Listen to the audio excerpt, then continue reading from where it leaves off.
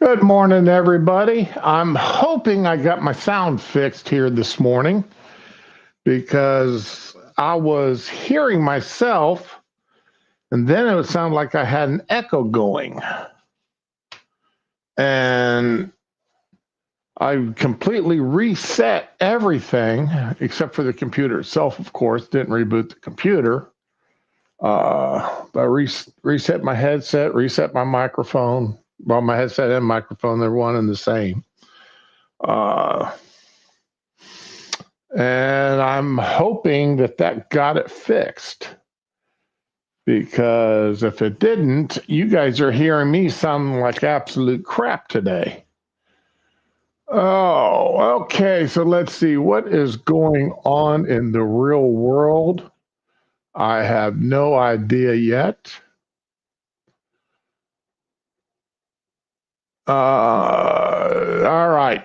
So let's go ahead and start with Biden. All right, we'll start with Biden here.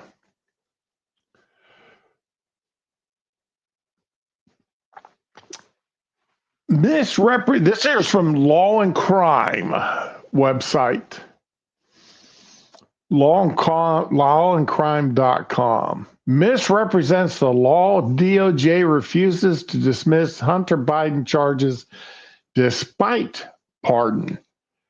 And prosecutors brought Bannon receipts.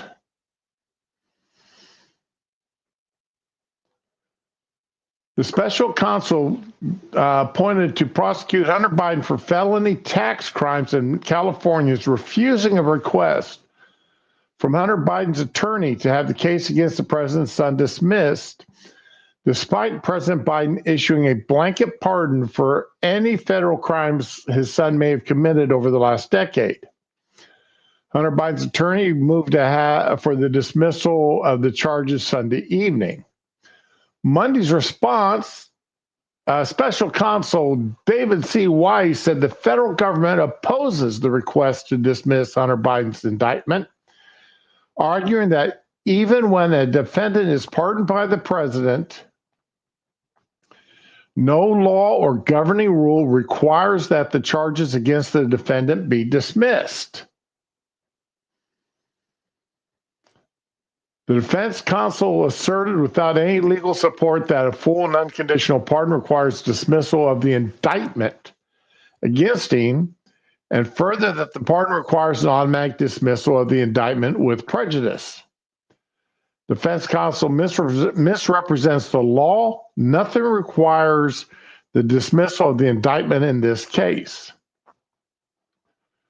Prosecutors also noted that Hunter Biden's attorney failed to send them a copy of the actual pardon, are not seeking to continue prosecuting Hunter Biden. Rather, they asking U.S. District Judge Mark C. Scarzi to administratively close the case against Hunter Biden by terminating his name from the docket, noting the charges he faced were disposed of by a full pardon granted.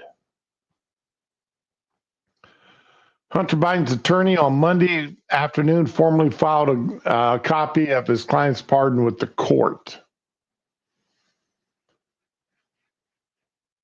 After pardoning his son, Biden issued a statement in which he griped about Hunter Biden being unfairly treated by the Justice Department, sounds somewhat Trumpian in his reasoning. Ooh, they've got a new word here, Trumpian. I'm surprised it took him this long in this article to get Trump's name thrown into it.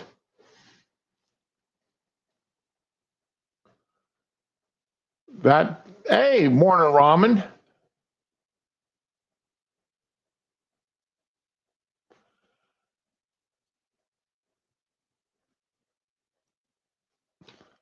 Without aggravating factors like use in a crime, multiple purchases, or buying a weapon as a straw purchaser, people are almost never brought to trial on. And again, there's that magic word or phrase, almost never.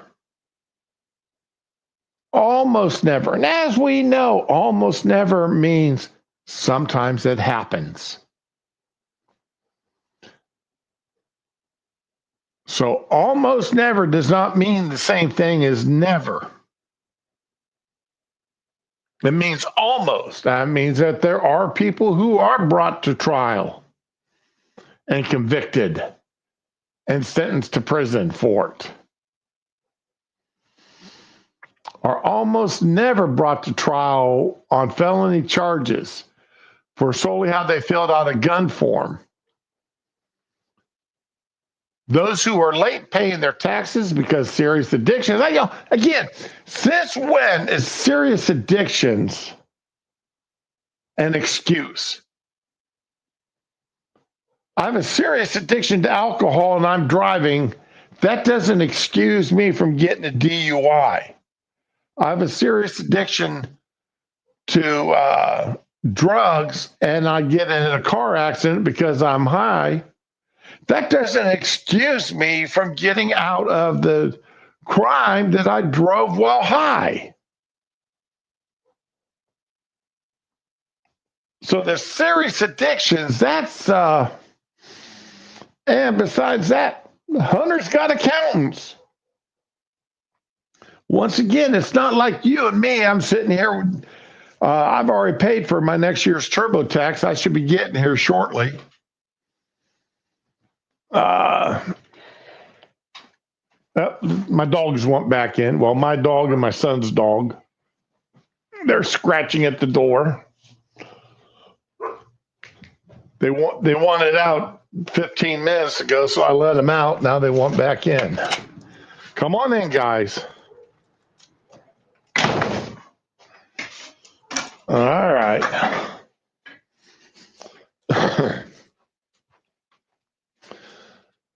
The fun of having animals in your house. That's one thing I can say about having a cat around. The cats aren't as needy as dogs are. You change your litter box a couple, 3 times a week and make sure they get fed on schedule and they're happy. Dogs like Spanky and Tucker here, they're needy. You actually got to do things for them. My wife calls them their toddlers. Yeah, you're a good boy. Yes, you are, Spanky. You're a good boy. He jumped up here on the couch next to me and yeah, good boy. Yes, Tucker, and you're a good boy too. Yes, you are. You're good boys.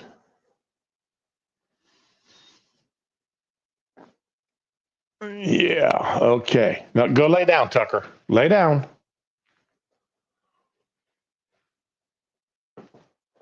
Oh, you're going to lay down in the middle of the floor instead of your bed. Okay, that's fine.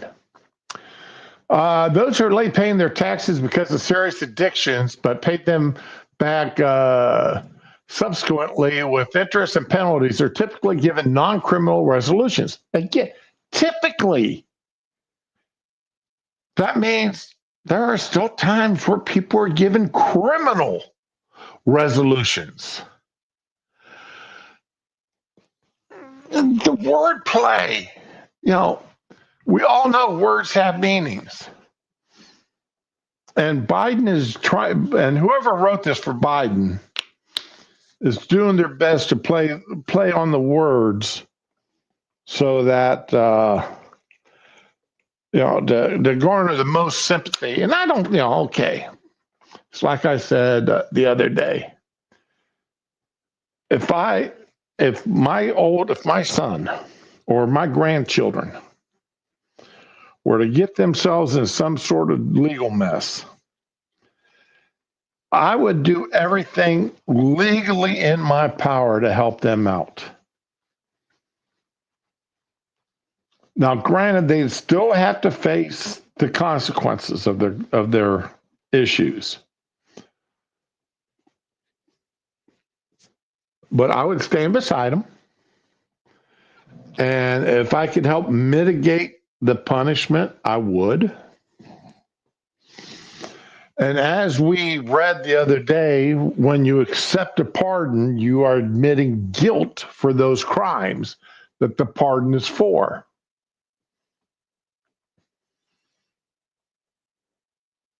So, okay.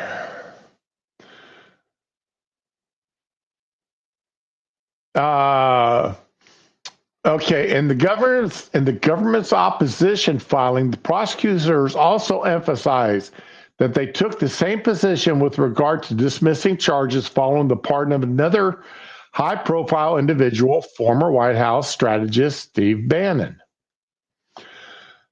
The court in Bannon found that neither the government nor Bannon has cited authority binding this court as to whether the correct course is to administratively terminate Bannon or dismiss the indictment against him. In the Bannon case, U.S. District Judge Anelis Torres ultimately ruled in Bannon's favor, reasoning the majority of the courts faced with the same decision had chosen to dismiss the indictment when dismissal was requested by the pardoned defendant. So there is recent precedent in another politically charged case.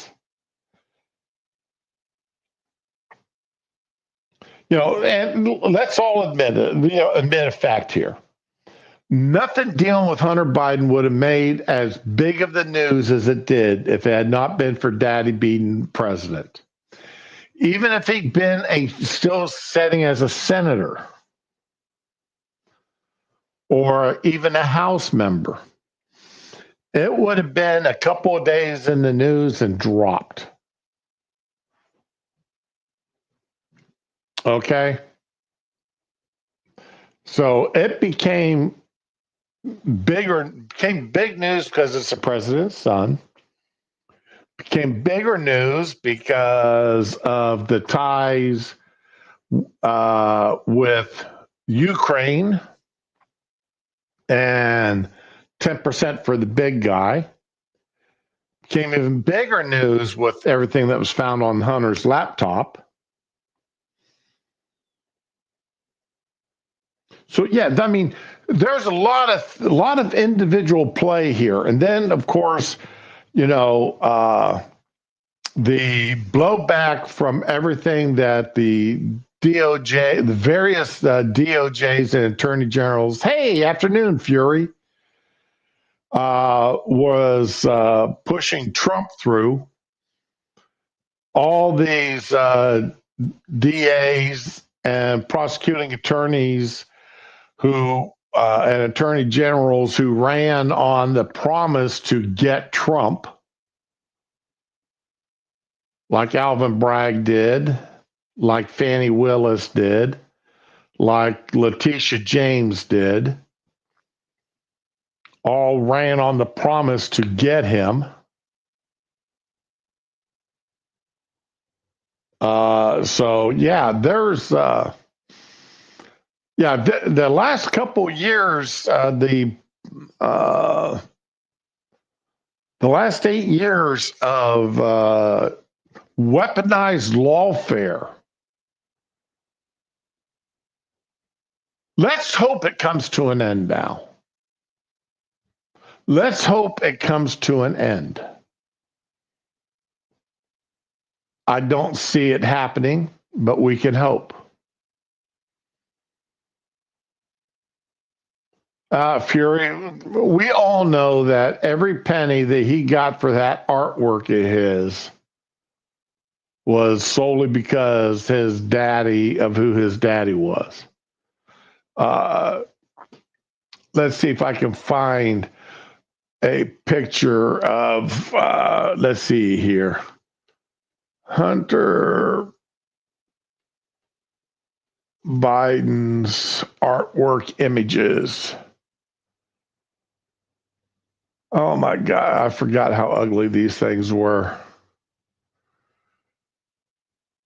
So we'll just share this page.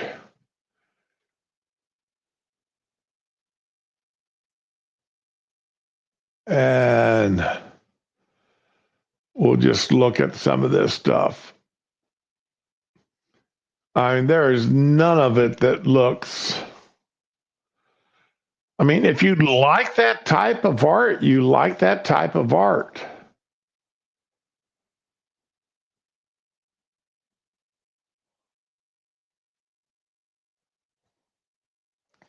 But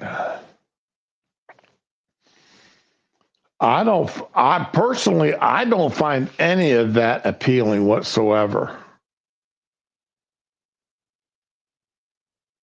This one here just looks like what you'd spot either under a microscope or in a drug, in a sci-fi picture from and sci-fi artwork from the 1950s, 30s, 40s, or 50s, somewhere in that time period, or in a drug-induced phase. You know, that's all I can see with this artwork of his. And you know what? I'm sure there's some hidden meanings here with these numbers that he's got thrown in here, because you know that's 1970, 1980s, 924, 927, 1005 or 1005, 2020, 03, 05, 20. And look, is he sniffing? Is he sucking up his art, or is he blowing his art? So, yeah, I mean, that's not the best looking artwork I've ever seen. That's nothing that I would want. But anyway,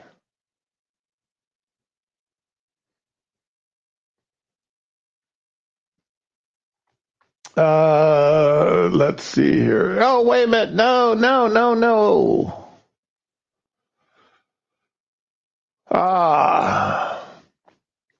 So, and there have been arguments that the pardon, because it says any and all crimes,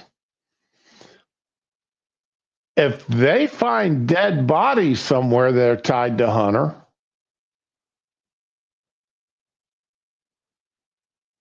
are those crimes going to be covered? Because pardons usually are crime or charges specific. The gun crimes, the gun paperwork, okay, that's specific. Tax evasion, that's specific. But when it says any and all, you know, that leaves a lot of unspecified crimes sitting out there. And there are some legal eagles out there saying that that pardon may not stand up if some new charges are.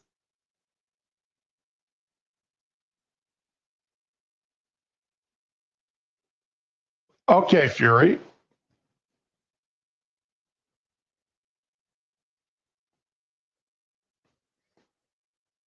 Well, all the mind-altering drugs that Hunter's taken, he's probably in that 6 to 9 year old range mentally.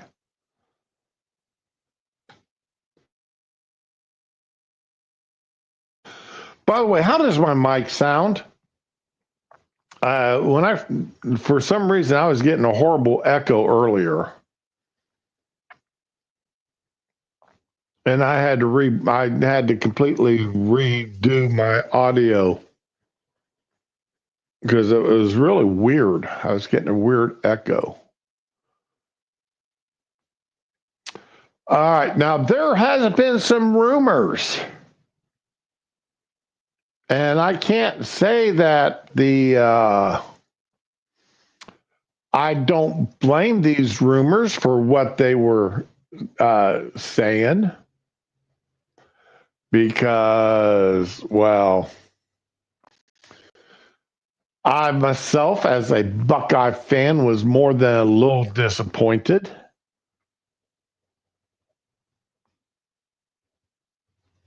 That the Ohio State's football coach was fired immediately after the losing to Michigan there 13-10. No, he did not get fired. One of the, I think it was the defensive coordinator, has been fired since the game.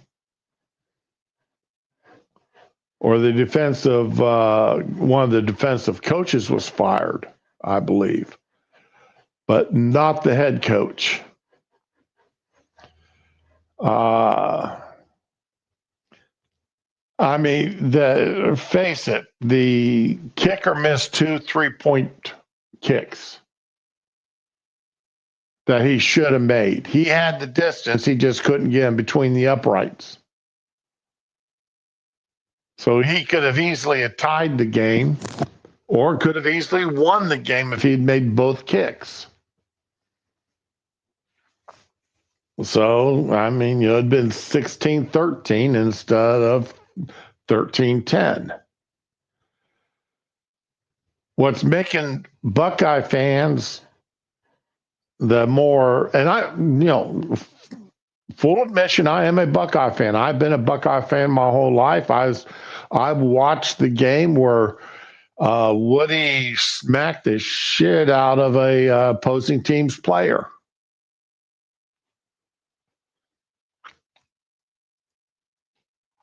But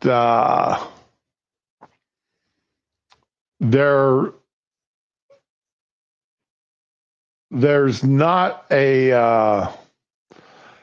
and to lose 3 years running now to Michigan does not make people a happy camper.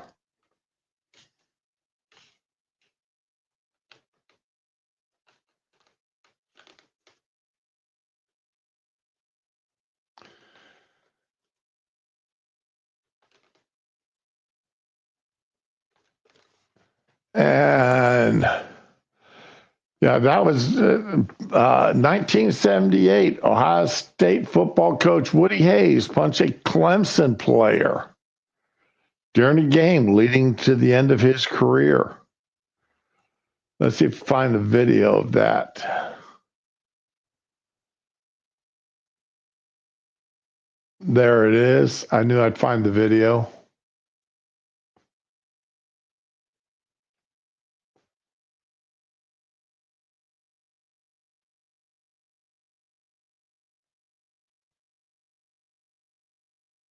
And whoops, I don't want that yet. Let me share this. And this is what brought the downfall to Woody. Sounds fine, no echo, thank you.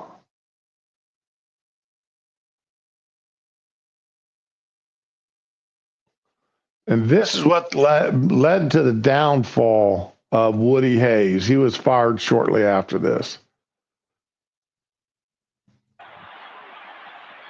Schlichter looks at Donnelly. Throws it short. It's intercepted. Charlie Bauman, the middle guard, intercepted. Boom.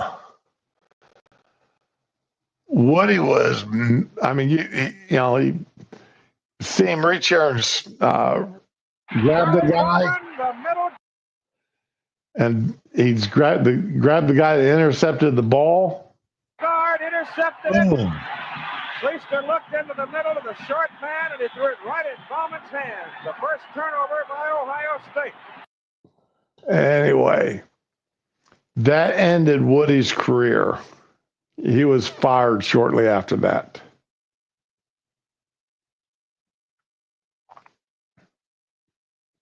But I remember that. I mean, I still remember that game. I remember watching that. I remember my dad being mad because Woody, that ended Woody's career. And rightfully so. I mean, you don't punch another team's players. Okay, let's talk about Pete Hegseth here for a moment. The 20-year Army veteran with 2 Bronze Stars who went to work for Fox News, who enjoys the presence and company and sharing affections with women, enjoys adult beverages, is fairly heavily tattooed,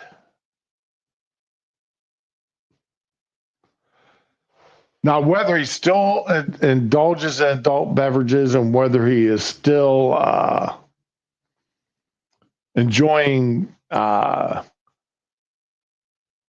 affections of women other than his wife, I don't know. But there have been, some anonymous sources have claimed that he has expressed his desire in ways which are unacceptable in modern society. No women have actually stepped forward and said, yes, he did this to me. It's all been anonymous. Does that sound familiar? Anonymous complaints, anonymous sources say.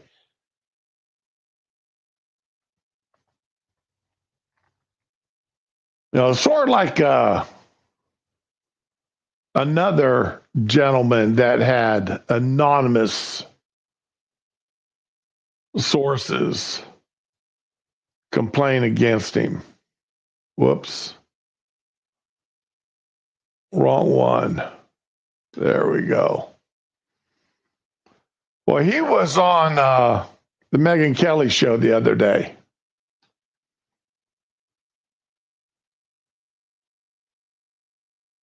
Specific allegations, but let me start with this. Do you think you're being Kavanaugh'd right now? Yeah, remember old Brett Kavanaugh? Women who remembered specifically, Brett Kavanaugh is upstairs doing this.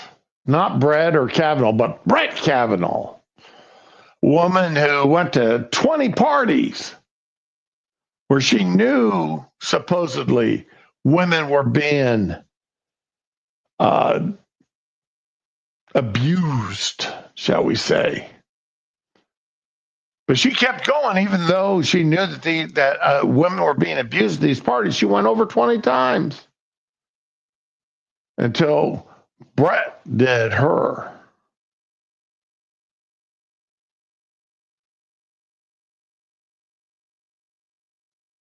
Yeah, I mean, just the charges the left brings out against Republicans in order to, because they don't like them, because there's something about, it's like the Democrats and the left, they totally ignore Pete's military career. He's that Fox News weekend commentator. or show host. He's not good enough to be on during the week. He's the weekender. They be very as derogatory as they can, ignoring his 20 years military service and 2 Bronze Stars. Now, I'm going to be honest here. Whether or not he's fit to lead the DOD, I would say he's more fit than the guy that we've got in there now that had no real military service.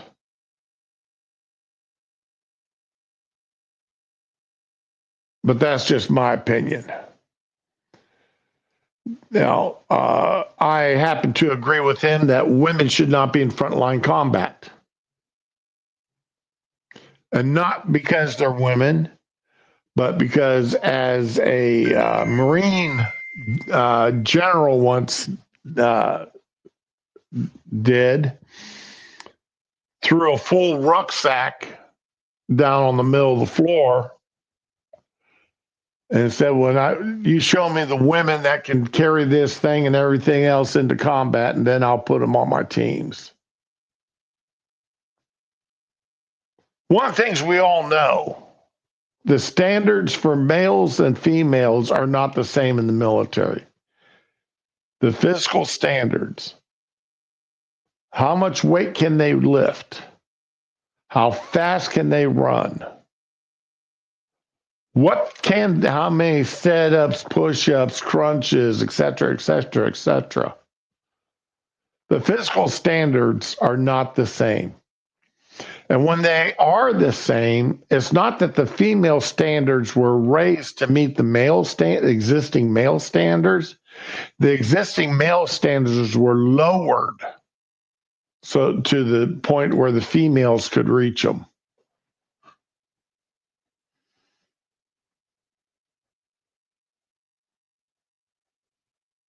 Yeah, exactly, Fury.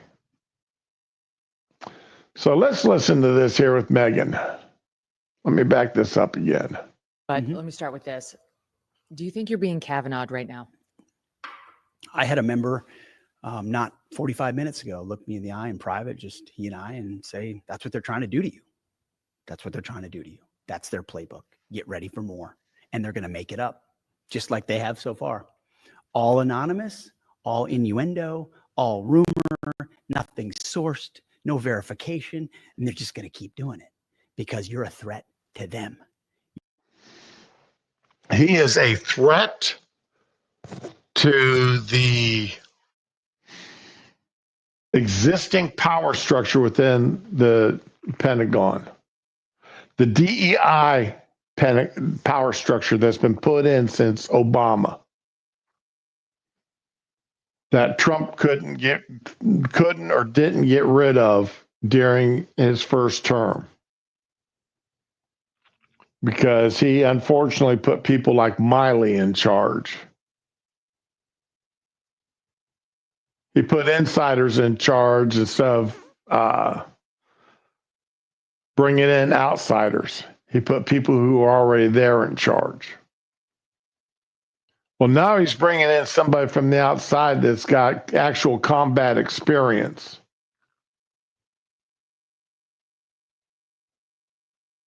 Somebody that wasn't a paper pusher. You're a threat to their system. You're a threat to all the things in Washington, D.C., the swamp, the things that people have rejected. You're a threat to that. And so they're coming after you. And I know that. He knows that. And when you stand firm on that, it's not difficult to just continue to fight. So, yeah, we saw what happened. But guess what happened? Kavanaugh stood up and he fought and he won. And hopefully Republicans have learned that lesson. And Trump stood by him. And Trump stood by him. What you're seeing right now with me is the art of the smear. It is the classic art of the smear. Now, remember what Nancy Pelosi said. She said, that they make an accusation, then the media picks it up, And the media prints the accusation. And after enough media prints the accusation, then the politicians sit back and say, see, this is what's being reported in the New York Times. This is what CNN is reporting. And all they're doing is reporting what the politicians smeared in the first place.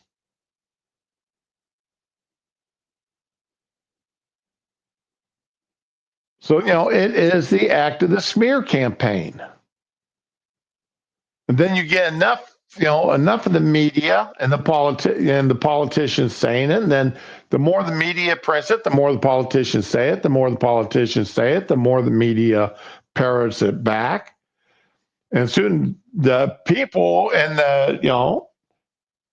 the American people say, wow, look at all this reporting on this guy. That he must be horrible. Look what they're saying about him. And it's everybody saying it. None of it's true. It's just being reported and then commented on. Then the comments are being reported on. And it's just a vicious circle, all designed to destroy somebody that the left doesn't like.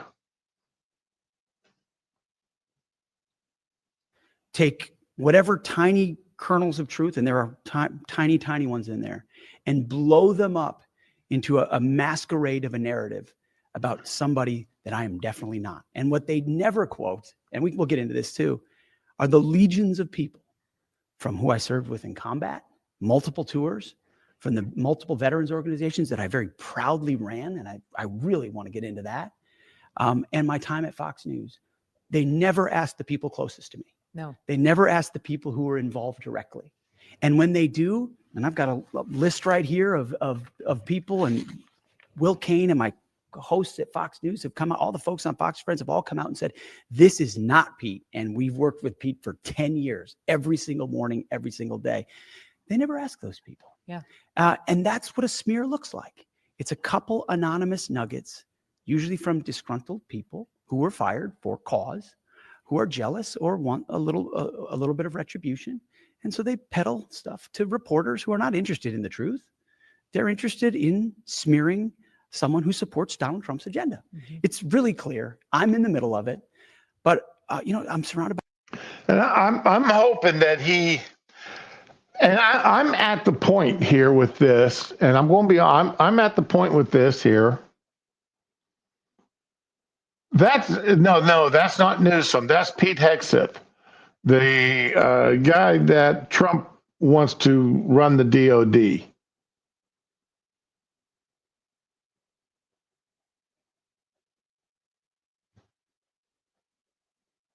He's the guy that had come out of Fox Weekend Show. He was one of the co-hosts or anchors of the Fox Weekend Show. So,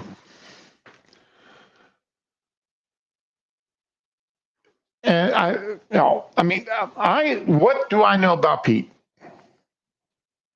What do I personally know about him? Only what has been in the news.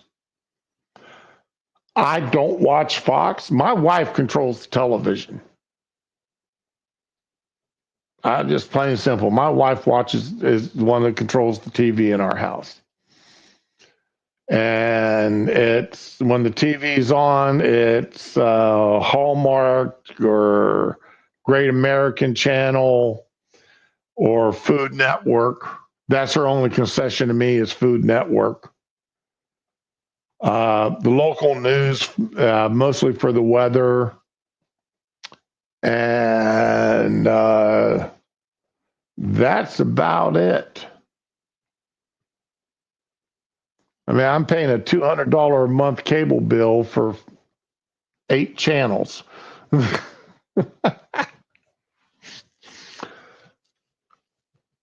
Oh, no, Hallmark's the first one, Digi. Hallmark, Great American Channel, because the Great American Channel is where all the Christians went to when Hallmark started caving to the leftists and bringing out gays and lesbians into their shows. And a lot of the Christians left and went to the other channel. So now one of my wife's favorite shows, Somewhere Where the Heart Is, or Anywhere Where the Heart Is, or something like that. Early 1900s Canada, because village.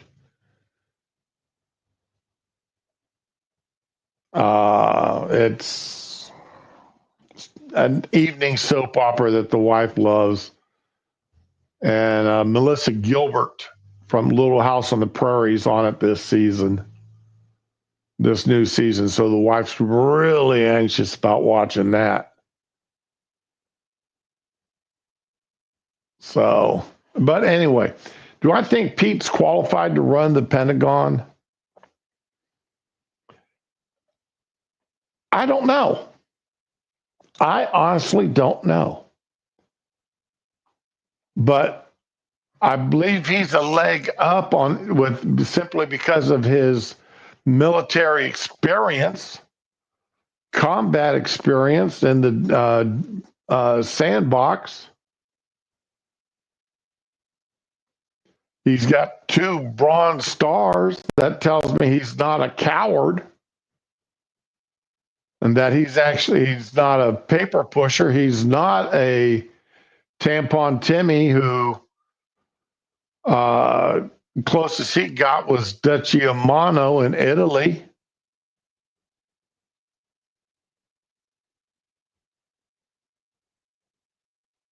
And put in his retirement paperwork when he found out his unit was going to be heading to the sandbox. Jumped over his immediate supervisor, his immediate commanding officer, and went above their head to get his retirement pushed through. So and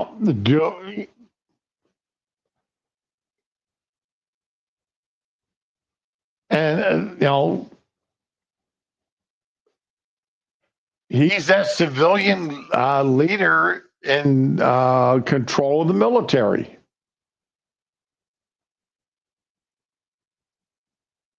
So that's the way I look at it. Okay. And, he's got experience. That's more than what I can say for other people that have been sat in that position.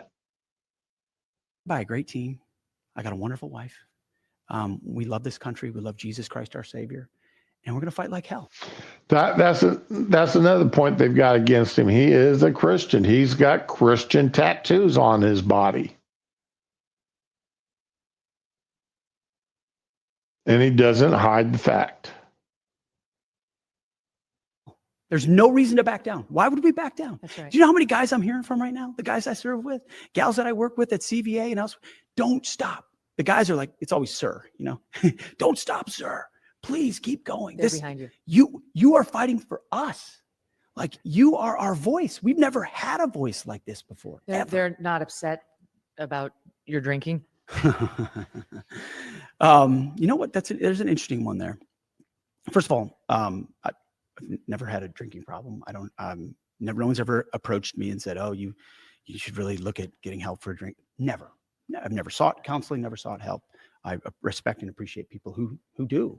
But what do guys do when they come back from war? Oftentimes, have some beers. How do you deal with the demons you see on the battlefield? Sometimes it's with a bottle. Unfortunately, tragically, for too many guys, it's with the bottle, and then it's depression, and even worse, suicide. I mean, we've got That's the 22 a day. And I mean, I saw it when I was active duty. And I did not go to the sandbox. I did not go overseas. I volunteered, but I was not sent. My commander told me he would not send me.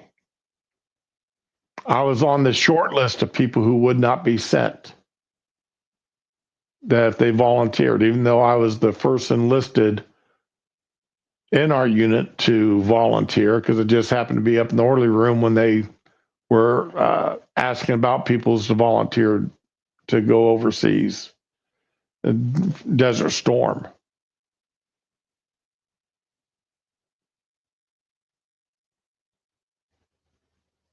But I knew people that come back from Desert Storm and had developed a strong preference for alcohol in the evenings.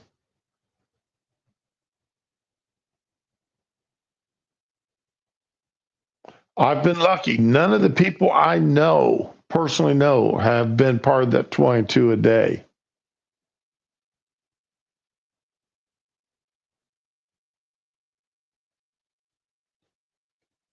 But that's still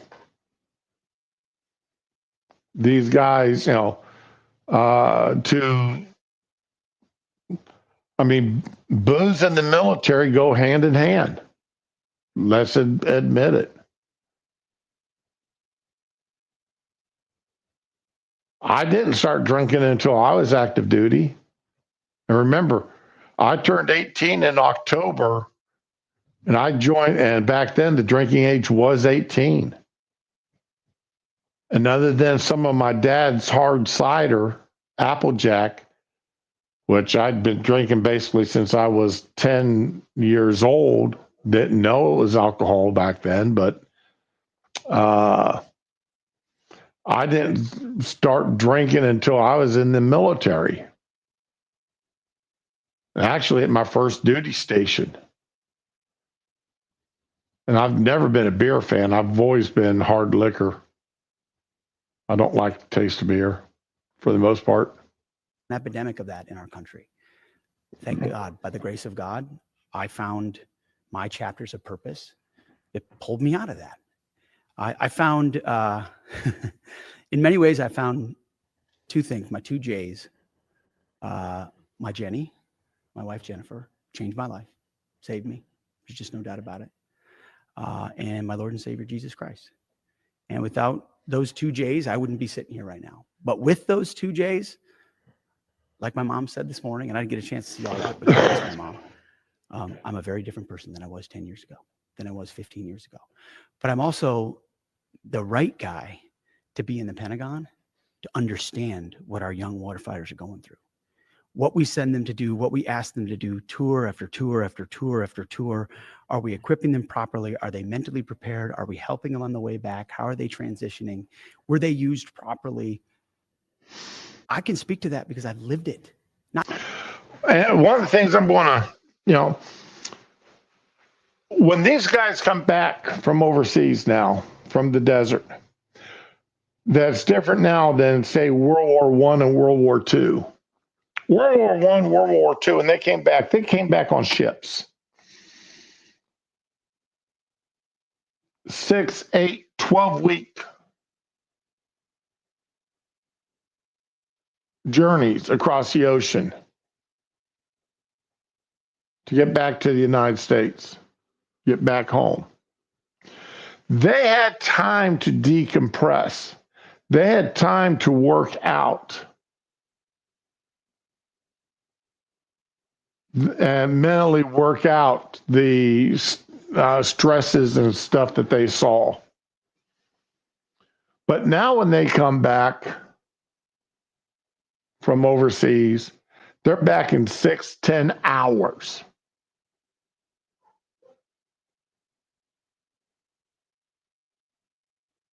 They got on a flight from Bahrain, they got on a flight from wherever. Maybe went to Germany, to Rhein-Main. Got on another jet, got on another plane, and flew back to Charleston or one of the bases there. Disembarked right into the arms of their family. So yeah, less than 24 hours, they're home. They didn't have time to decompress. And then when they get home, they're bombarded with questions from well-meaning, and I don't mean this wrong, all right, well-meaning but ignorant people who did not understand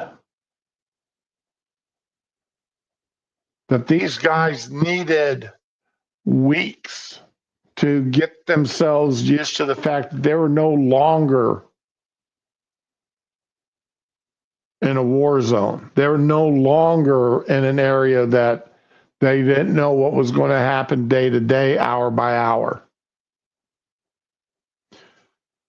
This is something that Pete understands because he lived through it. And that's where I would say he is, and for that alone is enough of a reason for me to want to see him in that position. And I think that'll be enough of that interview.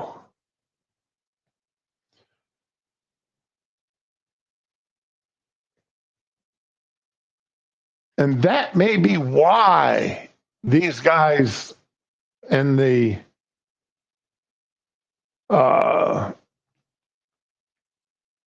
and in the C-suites of the Pentagon, the DEI seats of the Pentagon. I mean, Peter said he doesn't want women in combat positions. Not because he's against women, because women are not equal to men for that position.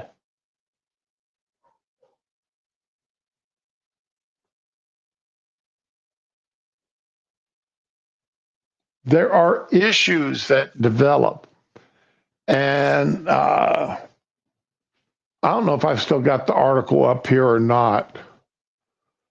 I pulled up an article earlier, and I may have closed it because it pissed me off.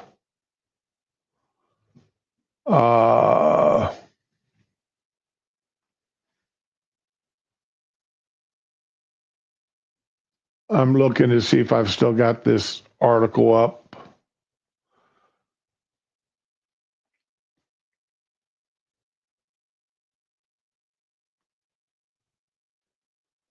And it doesn't look like I do.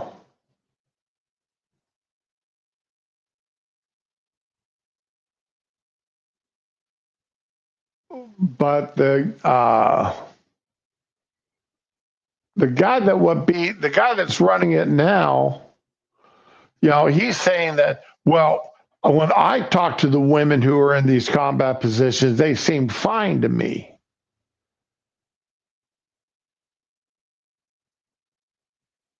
But they're not equal to all of the tasks. Let's be real. Let's be realistic about it. Is that saying it's all women? No.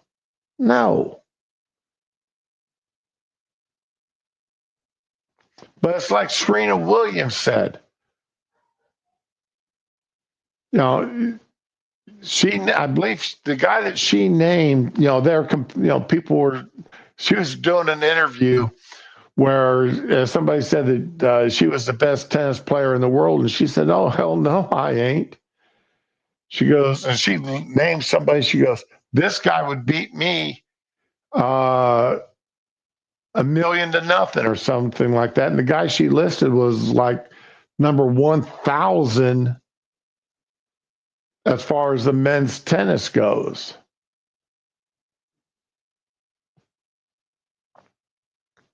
Some ungodly low ranked guy. Or number 100, maybe he was number 100. But, she would nowhere be near top of the men's league. And she's one of the best female tennis players, according to people who know or say, proclaim that there's ever been.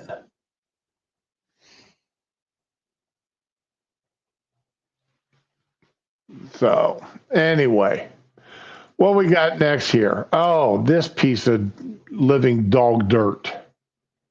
Well, I'll tell you what, let's go. It's almost at the top of the hour here. So let's go ahead and talk about the other. Well, wait a minute, I have one more thing here coming with Pete. Dun, dun, dun, dun. Almost forgot about this video.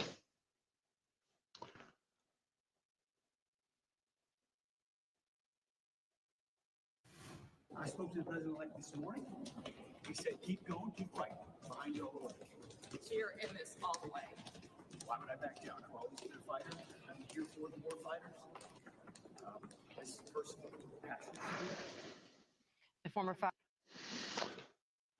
So there, and as you heard her, this woman announcer was getting ready to say, the former Fox News announcer, not former Army with 2 Bronze Stars. No.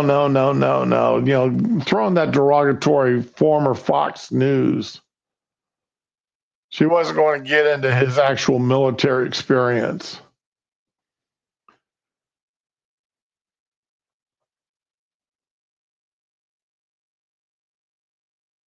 Where is it here? Here we go.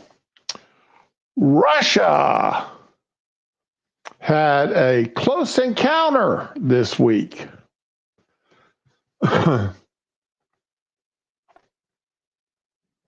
Okay, thanks, Fury. Thank you for that, her coach used to beat her all the time, hit harder, moved faster, and he was ranked 450 to 500. All right.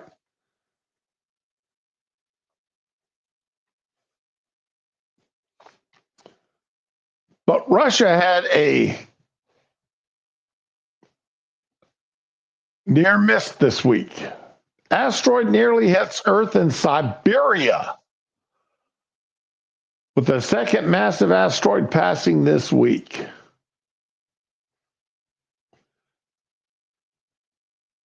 A small asteroid was visible in northern Siberia on Tuesday as it closed in on its collision course with Earth. All right, no. If it doesn't hit, it's not on a collision course.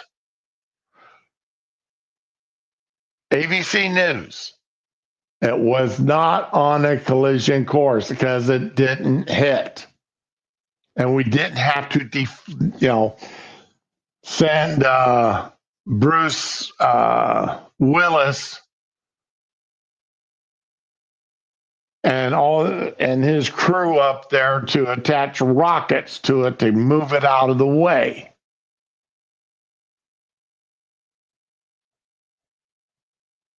Okay?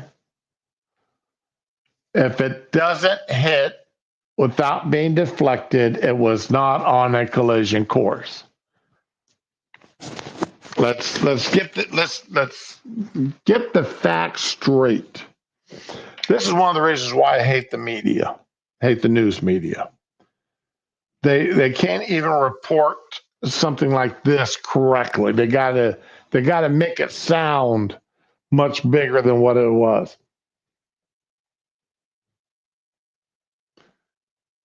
If they, as it closed in on its near miss course, okay, all right, that's still amping it up a little bit, but it passed between the moon and the Earth, so yeah, we can call that a near miss. The European Space Agency issued an alert for the 27-inch asteroid at 4:27 Eastern Time. They just said the celestial rock would create a visible fireball in the sky, but the impact would be harmless. The asteroid, temporarily named Calpec 5, has become the Earth's fourth detected asteroid strike of the year, just the 11th of all time. But it didn't strike. It missed. Detected strikes are known as imminent impactors, according to the Kitt Peak National Observatory in Arizona, which identified the fast-moving asteroid ahead of its time, ahead of its arrival.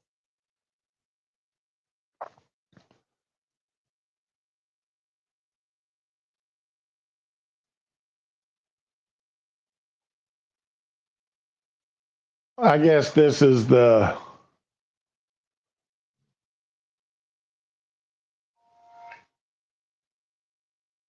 path that it took.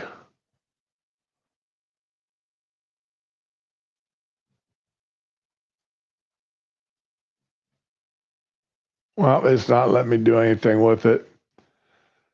The space rock entered Earth's atmosphere. Oh, it did come in the Earth's atmosphere at 11:15 a.m. over northeastern Siberia.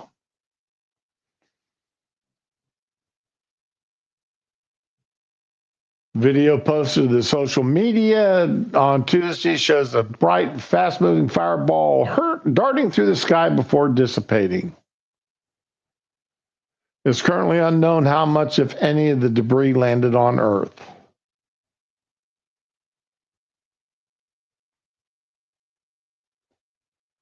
According to NASA, 132 known asteroids have passed closer to the Earth than the Moon since October of 2023. All right. In the past year.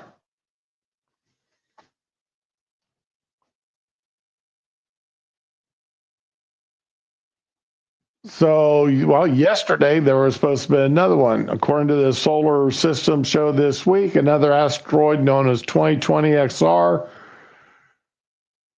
will fly by the Earth at 12:27 ET on Wednesday.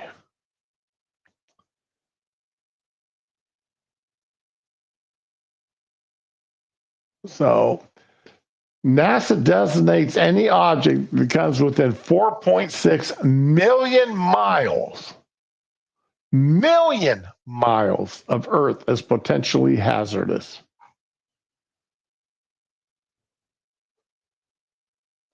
Dun, dun, dun.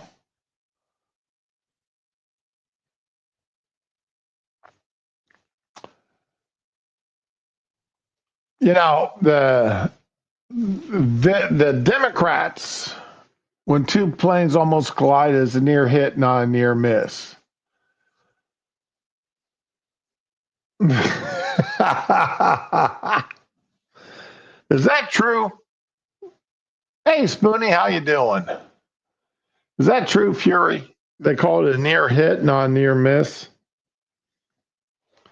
Anything to make it sound worse than what it actually was, I guess.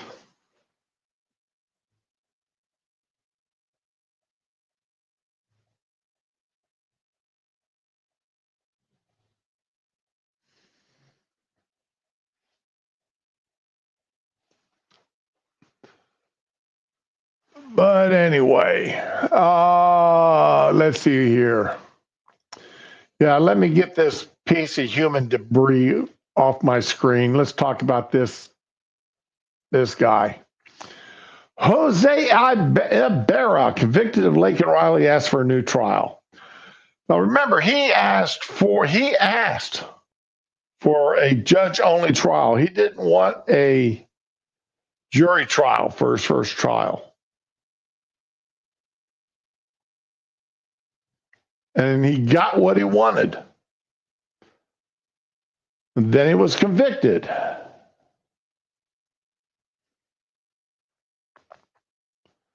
The Venezuelan man, not illegal immigrant. The illegal immigrant from Venezuela, convicted of killing a Georgia nursing student, Laken Riley, was sentenced to serve life in prison without parole, requested a new trial. Surprise, surprise, surprise. Athens Clarke County Superior Court Judge H. Patrick Haggard found Jose Ibarra guilty of murder and other charges in the February killing. Ibarra, 26, had waived his right to a jury trial, meaning Haggard heard and decided the case. Attorneys for Jose Ibarra filed a motion for a new trial on Monday. The filing says the verdict is contrary to law. Yeah, he should have gotten the death penalty, not life in prison. And contrary to the evidence, and that the court committed other errors of law that necessitate a new trial. The lawyers didn't elaborate, but they wrote that Ibarra reserves the right to supplement the motion after a full and thorough view of the facts and circumstances attendant to the trial of this case.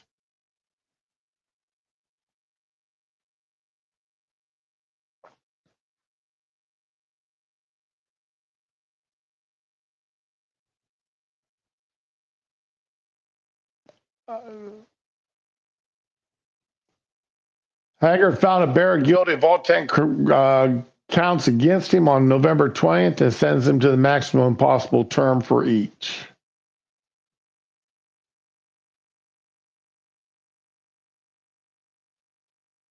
Remember, this piece of human debris entered the country illegally, went to New York.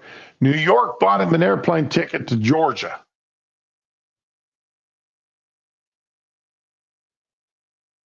Instead of sending him back to Venezuela, they sent him to Georgia.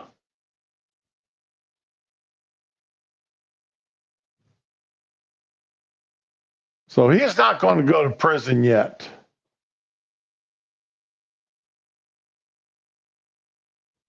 He's trying to fit their. He's damn lucky. All he got was life in prison.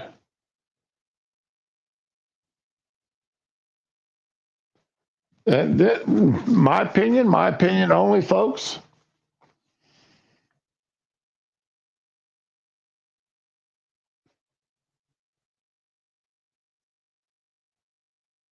He should have been given his last meal with a 45 for dessert.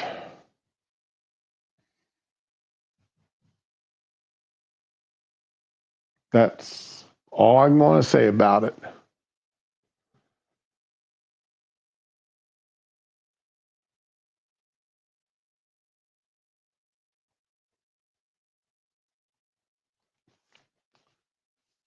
Whatever his first meal was after his conviction would have been his last meal with a 45 for dessert.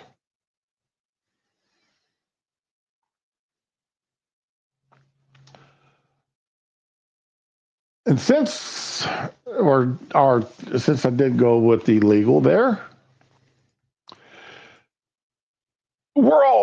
I'm mostly happy with the turnout of the election. I'm mostly happy with it. But this was not as free and fair and secure election as the Democrats are saying it was. Okay. It really and truly wasn't.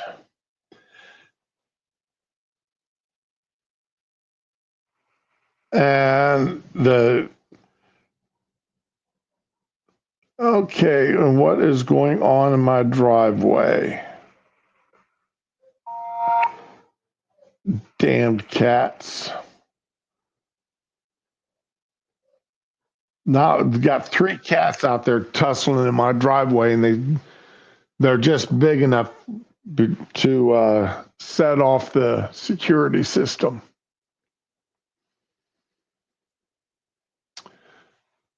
Attorney General Byrd and Secretary Pate sued the Biden-Harris administration to hand over election integrity data. This is Iowa.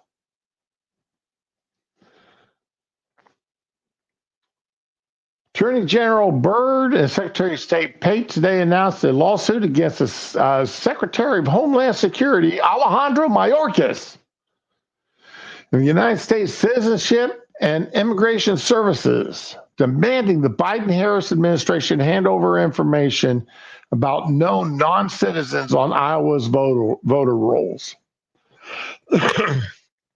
Excuse me. Why would the administration, these federal agencies, knowingly allow illegals and non-citizens to vote? You would think the federal government, regardless of who's in charge, which party has got majority, who's doing what where, you would think that regardless of what's going on there,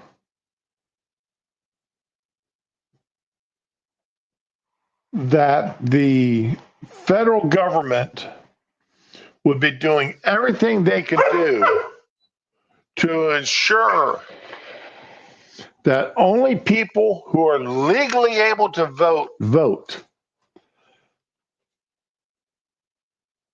I mean, if these were people who had been accidentally removed from voting rolls, the government would be raising hell all over the place about Iowa not having,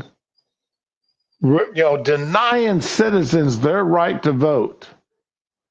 But when it's just the opposite, they're sitting there. The Biden-Harris administration's USCIS has refused the state's repeated requests for information on the hundreds of non-citizens confirmed on Iowa's voter rolls.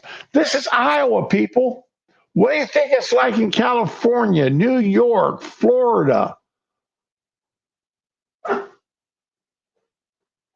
any other state in this country? People who are known to be non-citizens who have gotten enrolled to vote through hook or crook. The USIC's failure meant the state had to rely on the best imperfect data it had available to ensure that no non-Iowans vote was canceled by an illegal non-citizen vote. The state then sued due to the Biden-Harris administration's failure. Right before Election Day, Senators Grassley and Ernst also called for election integrity data that the federal government continues to withhold from Iowans. So if they're withholding this from Iowans, they're withholding it from Michiganders, Ohioans, Floridians, Texans.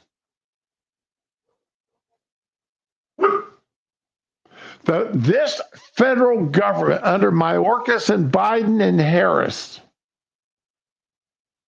and Ray and that other dingbat that they wanted to put on the Supreme Court,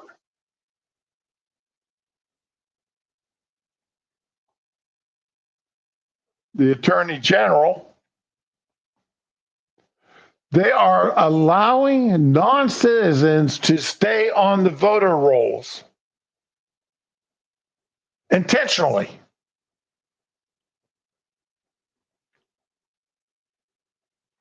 Now it's only Iowa right now suing, but why isn't DeSantis suing? Why isn't DeSantis sued?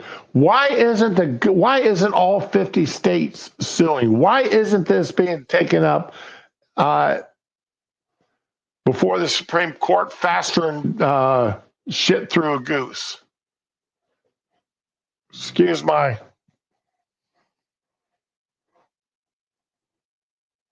pun there, my saying there, but that's the first saying that popped to mind. I mean, faster than a speeding bullet. That everybody should be up there suing Biden Harris over this. Suing Mayorkas.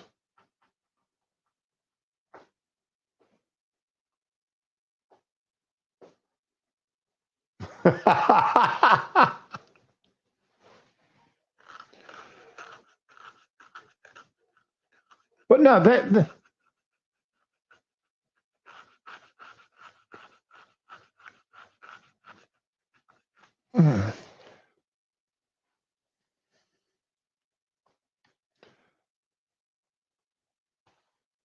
I'm soon for the Biden-Harris administration to finally release the election integrity data that has been hiding from Iowa.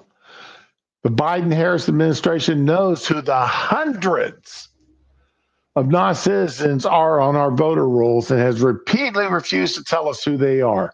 But the law is clear. Voters must be American citizens. The lawsuit demands the Biden-Harris administration follow the law and give Iowa and every state access to data on identified non-citizens on the voter rolls.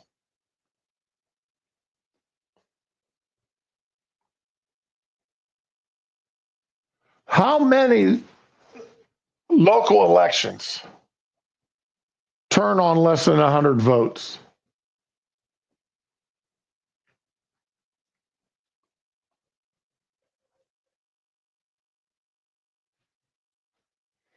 How many state elections turn on less than 1,000 votes?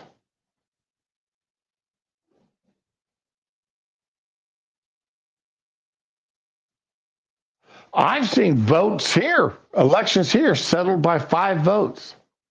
5 people was the difference between somebody getting an official position or not. 5 votes.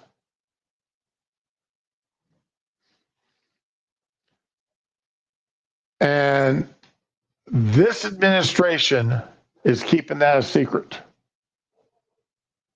How many thousands or hundreds of thousands of illegals and non-citizens are sitting on the voter rolls throughout the United States? Would it be enough to turn a federal election? Would it be enough to turn a House election or a Senate election or even a presidential election?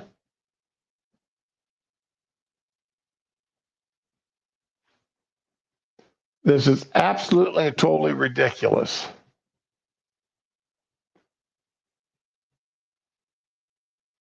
That we've got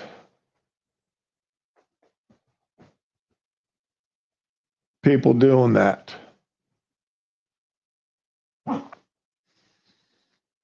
Okay, let's see here. What's the next one? Yeah, this here. I don't want to forget this story. Because today's the 5th. This happened yesterday. And I heard about it this morning when I got up and checked, when I turned on my phone and started reading the news at 3:30 this morning. My legs woke me up today, so woke me up at 3 o'clock, so I crawled out of bed at 3:30. But anyway, where is it? Here it is. This administration and Democrats, they really hate our Supreme Court right now.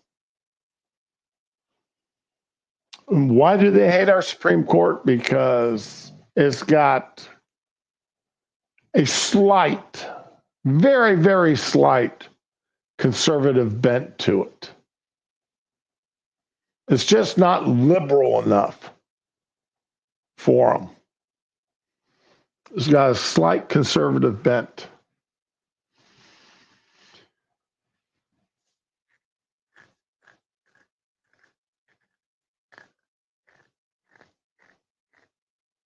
And they want to, they're always demanding that they want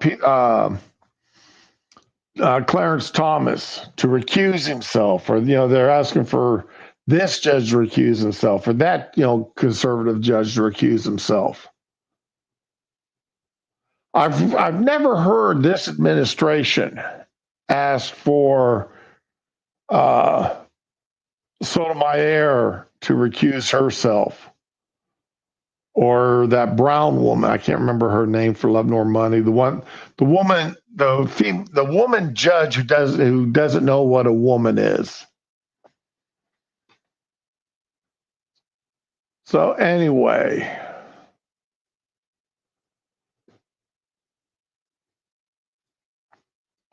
Supreme Court Justice Neil Gorsuch recuses himself from case after pressure. Supreme Court Justice Neil Gorsuch has agreed to recuse himself from an upcoming case following pressure campaign from activist groups and Democratic lawmakers. Gorsuch is part of the 6-3, and it's not really 6-3. It's more like 4.5, maybe 5-4. Indicated on Wednesday it would not be participating in the 7 Counties Infrastructure Coalition versus Eagle County, Colorado, a case that will determine whether the National Environmental Policy Act requires federal agencies to consider downline impacts from projects like oil drilling operations. Calls for the justice to recuse himself intensified due to his relationship with Philip Anschutz, a Colorado billionaire who built his fortune in the oil industry and could benefit from the court's ruling. Gorsuch represented Anschutz while working as a corporate lawyer in the early 2000s. News that Gorsuch recused himself broke in the form of a memo sent to lawyers involved in the case by the Supreme Court Clerk Scott Harris on Wednesday. I really hate these ads that these companies run on their pages here. I mean, I understand they've got to make money, but damn, you got to keep your advertisements in the middle of the damn story. Put them all on the side. Keep your story flowing smoothly.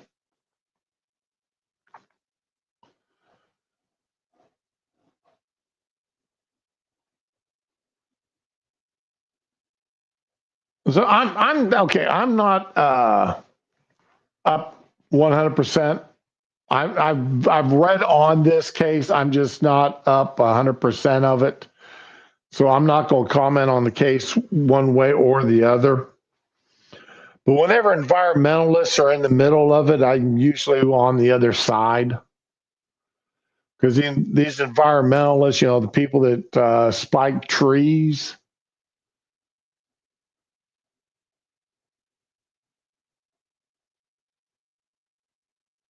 are usually wrong. Usually.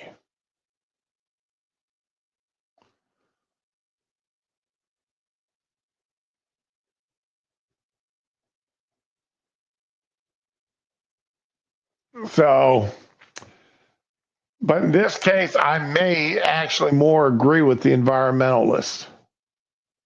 But like I said, I want to read more up on the case itself. But Neil Gorsuch, he stepped down. So I don't know if it's a good thing or not. We never hear calls by the left for those on the left side to step down. And rarely do we hear from people on the right to have the judges on the left step down. A What is woman anyway? A self-propelled sandwich maker, sandwich and baby maker. Ooh. Ooh. Well, Ram, I know what my definition of a woman is.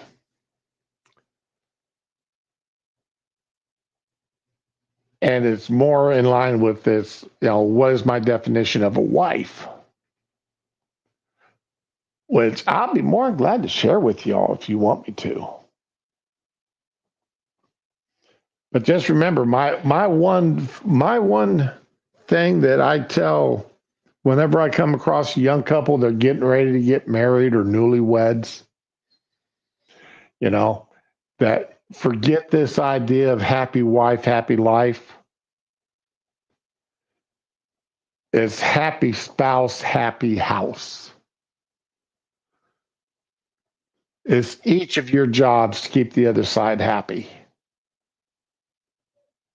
And that means both of y'all compromising. It's like me not letting the wife watch whatever she wants to watch on the television. That's fine.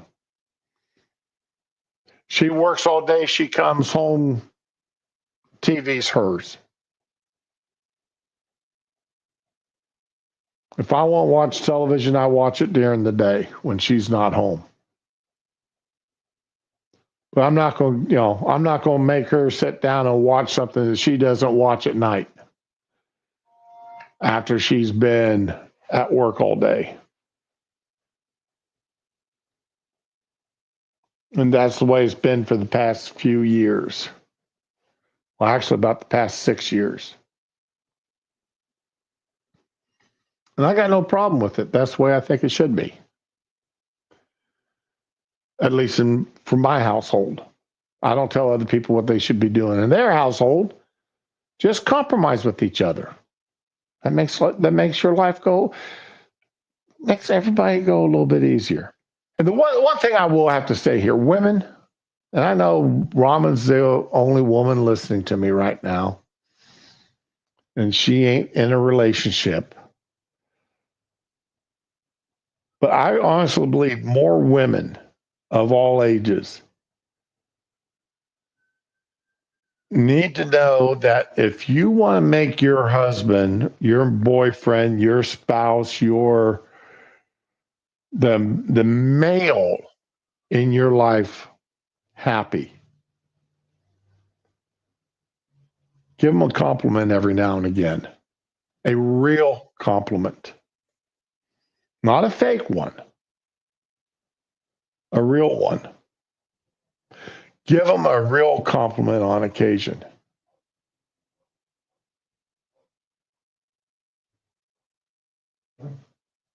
And that by itself will make your husband, make the man in your life a lot happier. All right.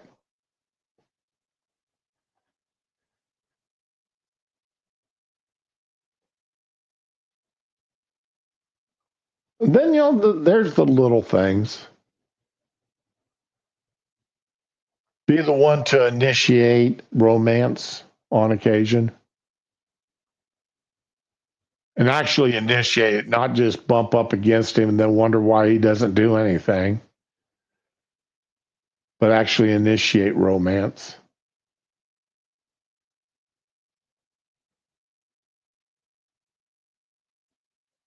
Just that kind of stuff. Cook him, if he normally cooks, cook him his favorite meal, or take him out to dinner one night using your paycheck to pay for the meal. Communications, you're right. Communications is the key. But not all the communications are got to be vocal. Write a little love note. If you pack his lunch, write a little love note. Or what my wife has done, write a little note and tape it to the steering wheel of his car, where he finds it when he goes out to leave for work in the morning or in the afternoon.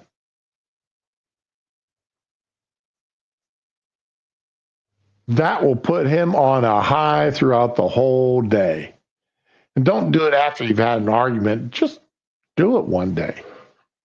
That puts them on a high for the whole day. Believe me, I know that from personal experience. Okay. And Shroom's advice to the lovelorn is now over with for the day.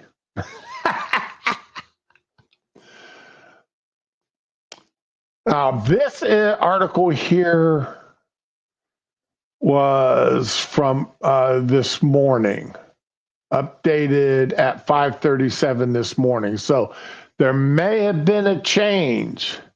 Oh, wait, no. I'm sorry. Wrong article. Damn it. I apologize. I don't want that either. Here we go.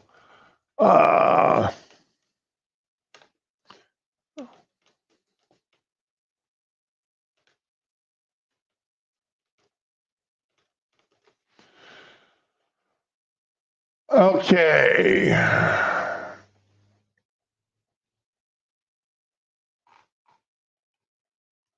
As much as I hate using MSN, this here's a 2-hour-old article, so this is one we're going to use.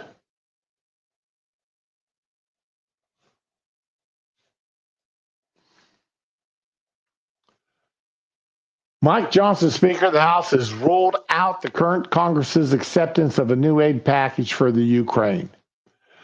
President Joe Biden has requested this. Johnson announced that he would wait for guidance from the new president on this matter.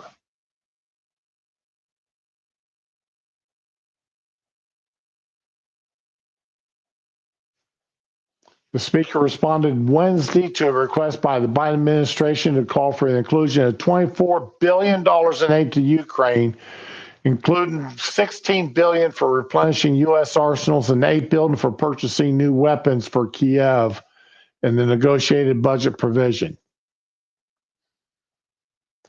I'm not planning to do that as we predicted, and as I said to all of you weeks before the election, if Donald Trump is elected, it'll change the dynamic of the Russian war on Ukraine, and we're seeing that happen. Now, that's good. Okay. And one other article that just happened, one other thing, and this article here is perfect for me from Fox News. This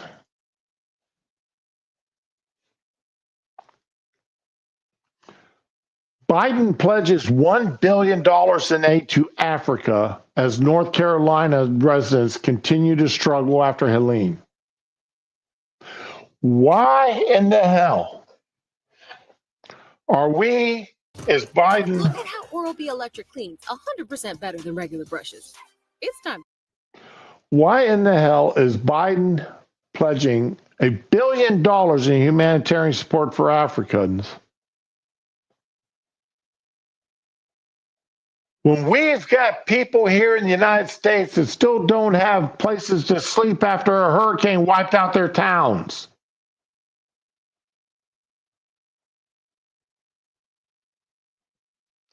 We've got people who don't have warm places to sleep right now in December. We've got people with food insecurities right now because of the hurricane.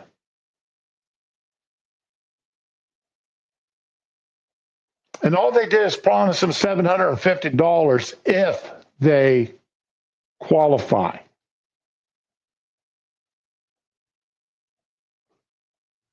And there's videos out there. Remember, there's videos out there of FEMA relief workers telling residents Well, if it wasn't for your Trump sign, I'd give you more help. If you didn't have this Trump poster in your front yard, I'd be able to offer you some more help. But I just don't feel right in doing it since you support Trump.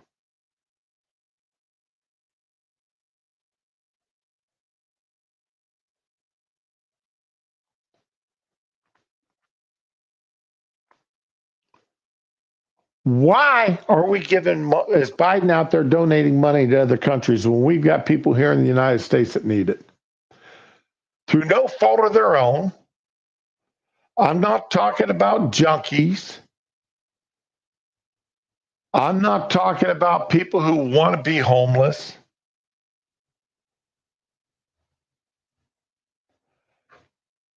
And these are and the government here is getting more in the way of helping people.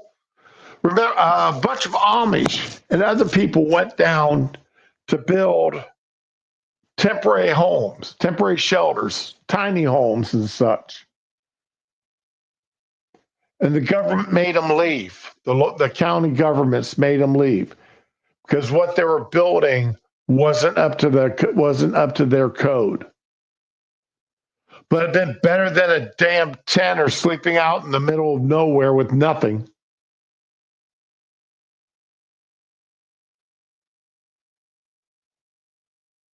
They were insulated homes, insulated buildings that people could sleep in comfortably.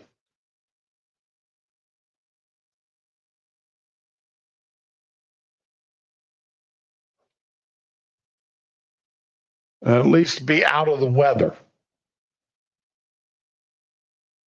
Granted, running water, toilets, and that kind of stuff, a little bit rough, but they had shelters.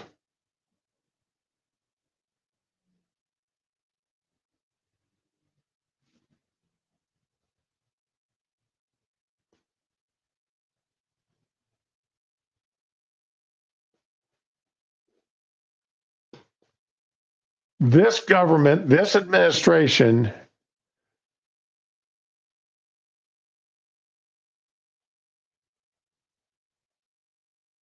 has been more concerned about what goes on in the Ukraine and Africa than what they were in the places hit by the hurricanes this year.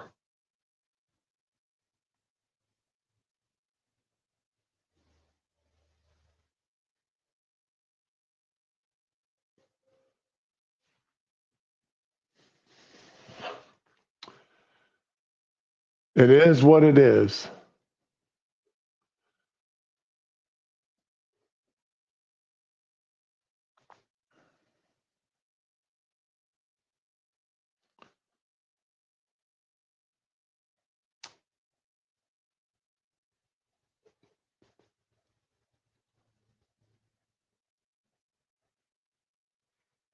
Yeah.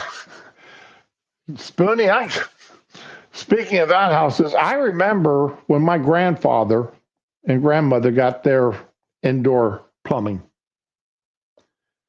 I remember when I went out to spend the weekend at my grandfather's house using an outhouse. It was a two-holer.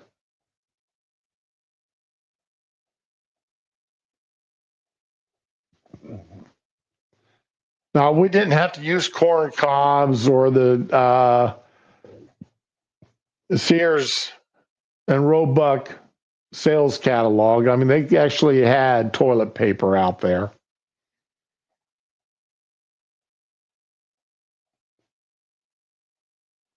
But I mean, and I if we went out if the house is still standing, I don't know if the original house is still standing or not. But if the house is still standing, I could point and take you to exactly where that outhouse was. I could probably even still count the steps from the side door of the house to where the outhouse was.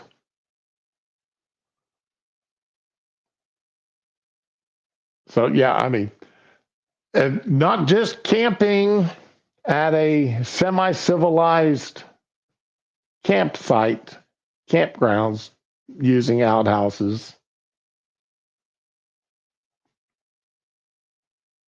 or at the scout camps down in Camp Tuscazor. The squirrel on a stick.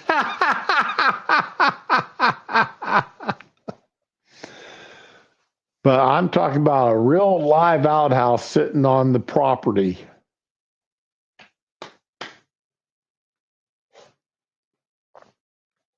So, okay, what's this here? The House is still trying to decide. The Democrats in the House, even though Matt Gaetz is no longer going to be a member of the House of Representatives, and under normal conditions, that doesn't mean it's always been that way, but normally, anything tied up in the ethics committees or anything like that, when a House member's no longer in the House, it's the file is closed, put away, and nothing's done.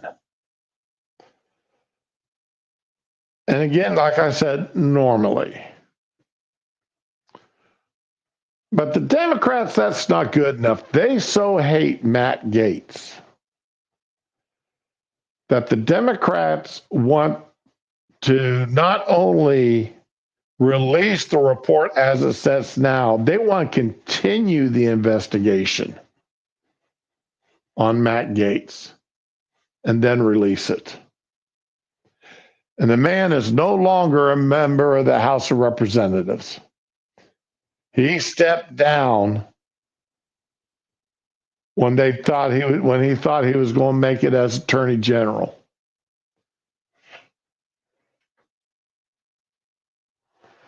Now, I don't know, okay, and if somebody could educate me on this, I'd appreciate it. I don't know if he is required to step down from his seat in the House as soon as he was nominated to be Attorney General, or if he could have kept his seat until he went through the confirmation hearings and was actually confirmed.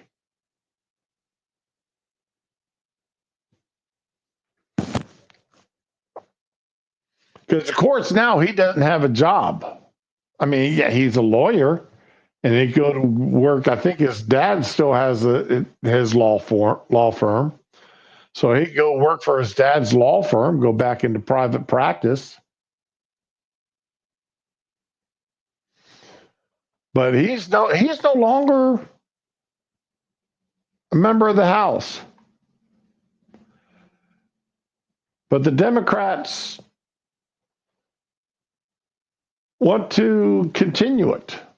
They want to see how much dirt they can dig up on the man.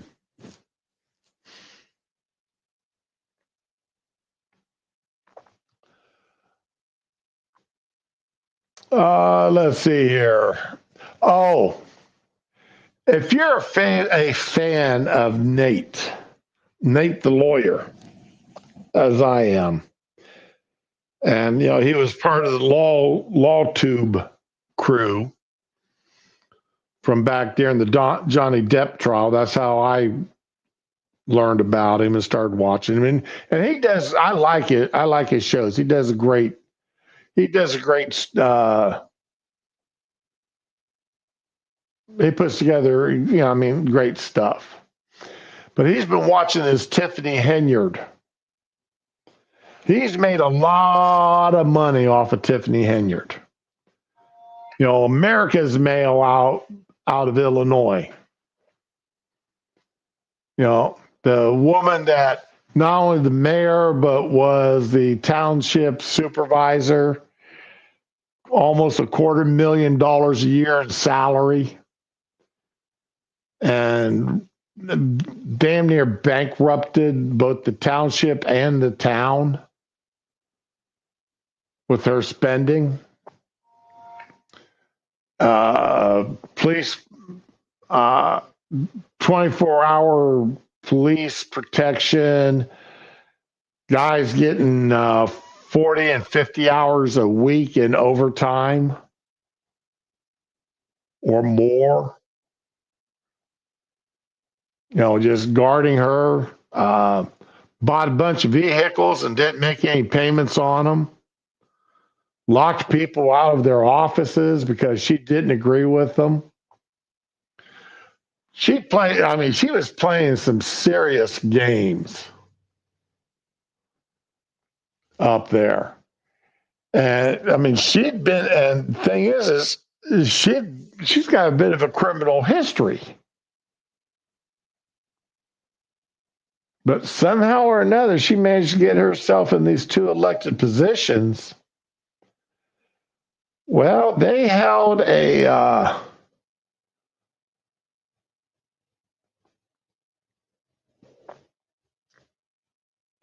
they held a special caucus. The Democratic Party caucus for Thornton Township the other day.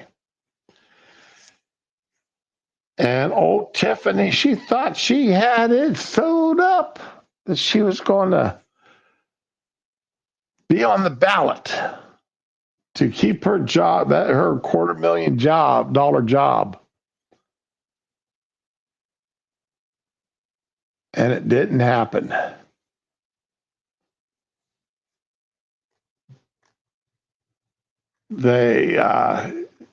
She did not get the votes needed.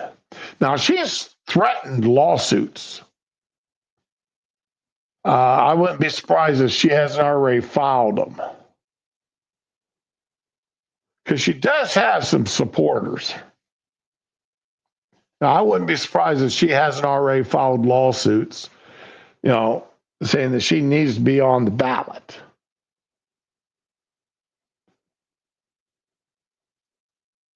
But if you haven't, if you want to see some real political gamesmanship and what a corrupt person with she's got charisma. She's got that I'm going to say she's got that ghetto charisma. She's got what Kamala tried to have.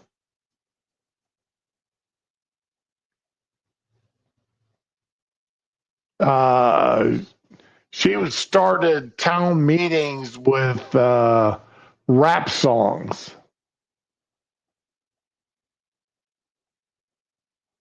And all kinds. She really pulled some serious and some pretty comical stuff. But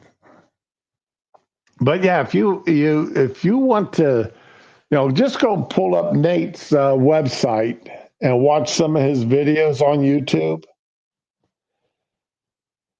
And some of the stuff that she pulled is pretty wild. What's this here? Oh, we're jumping across the ocean. I saw this. I heard this on the news last night, and I was like, "What?" A Vietnamese tycoon is scrambling to raise $9 billion to avoid execution.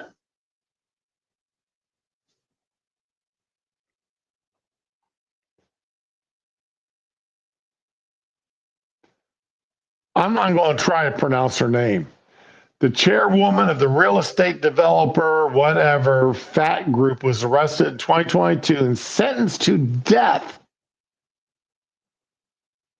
Sentenced to death for embezzling $12.5 billion over a decade.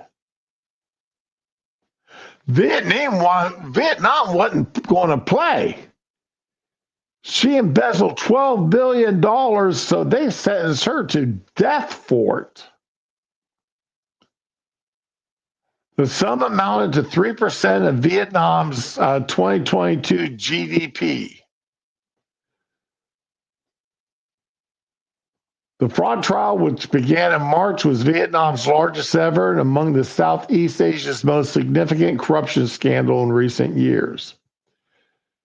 She was accused of illegally controlling Saigon Commercial Bank and using shell companies to secure more than 2,500 loans for herself and accomplices.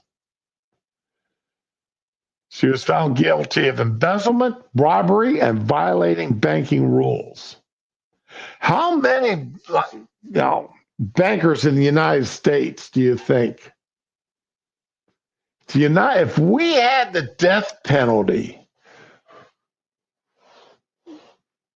for embezzlement,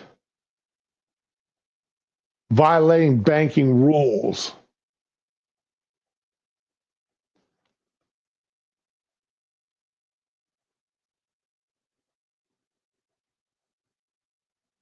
all right, Digit, you try to have a good day. Yeah, I think it is, Fury. But Digit, you have a good day. Thanks for stopping by. I appreciate you.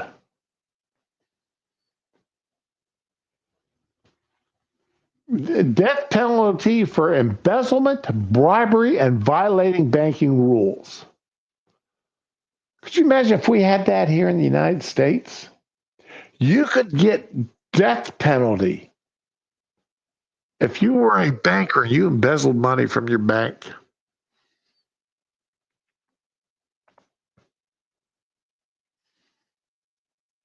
In a separate trial in October, Lan appealed to the judges and prosecutors for clemency, saying she had to pay too expensive a price.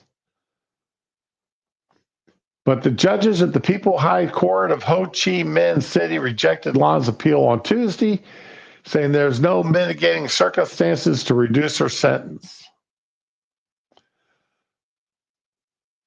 But the judges said the country's laws allows a death sentence to be commuted to life in prison, provided 3/4 of the estimated losses are returned. In Lan's case, that amounts to almost $9 billion. Now, actually, you can pronounce this first, and that's pronounced Nguyen. Visiting fellow in the Vietnamese studies program at Singapore's whatever institute told the AP that death sentences are immediately carried out. Lan would seek another review of the case or presidential pardon to reduce her. Moreover, she repays that 3/4. The court may consider commuting her sentence to life imprisonment.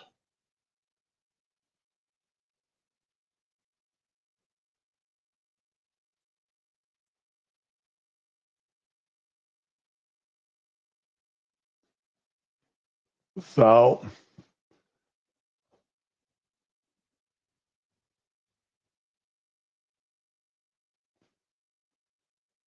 Lan's lawyer said the death sentence would make it harder for her to negotiate the best prices for her assets.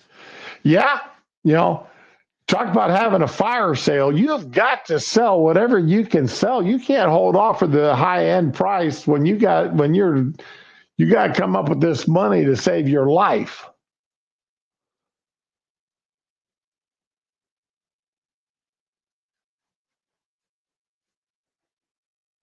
So yeah, that's being I would still like to see how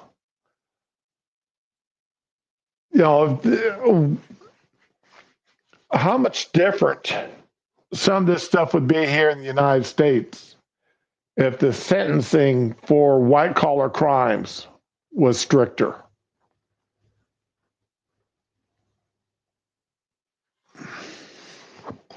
I keep thinking back to oh man, what was it? What was the name of that show on Sci-Fi Channel?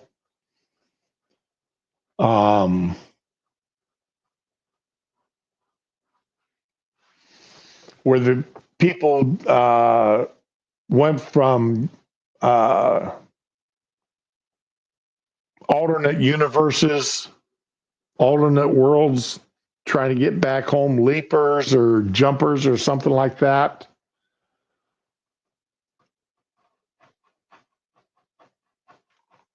Oh man, I can't remember the name of that show.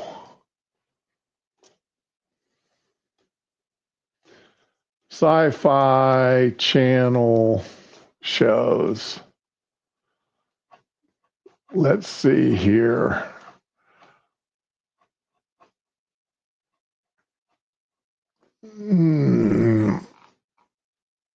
Original series.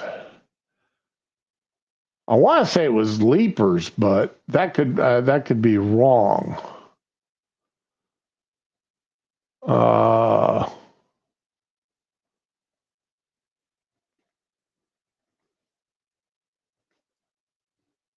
Dude, I'm looking, trying to find, see if I can find it listed here.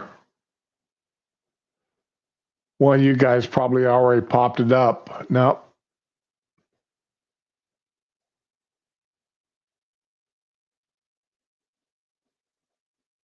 Sliders. That was the name of the show, Sliders.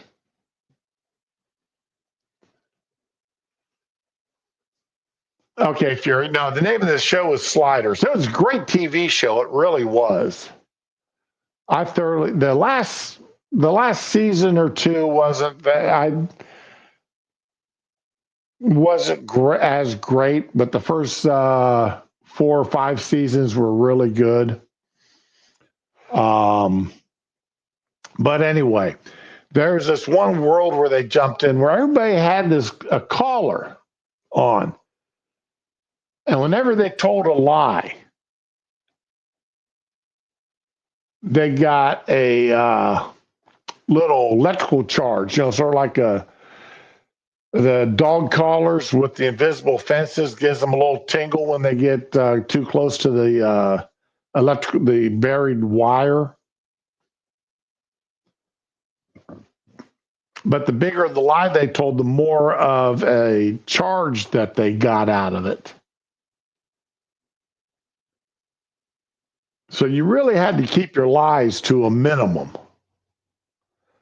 And it'd be like, I would love to see that put on every CEO's neck and every politician's neck and every cop. And anybody testifying at a trial had to have that thing put on them.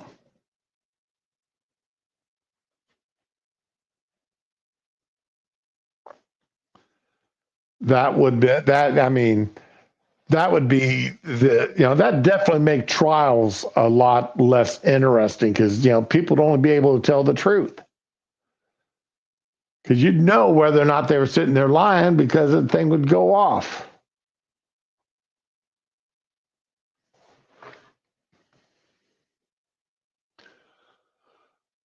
All right, let's see. The last thing I'm going to cover. All right. And then we're going to get out of here because my legs are starting to hurt and I need to take care of this. This is Valerie Bertinelli.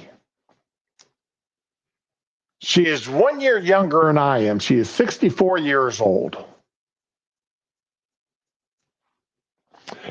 And she is catching a ton of grief.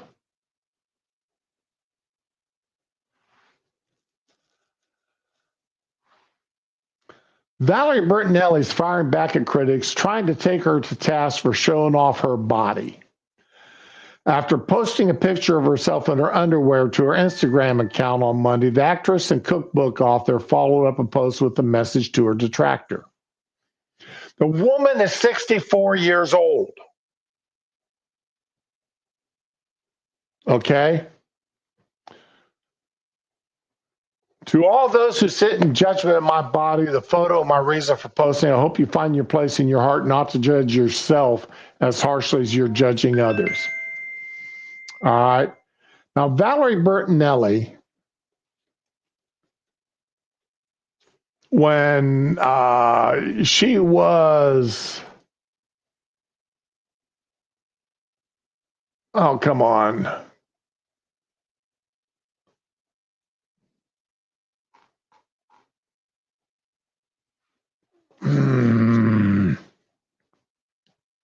Pissed me off here. Okay, Valerie Bertinelli, most people remember her from when she was on TV shows. And then she did get a bit porky.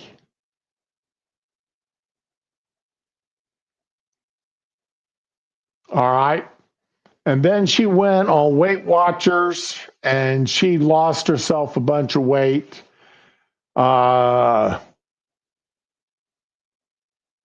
And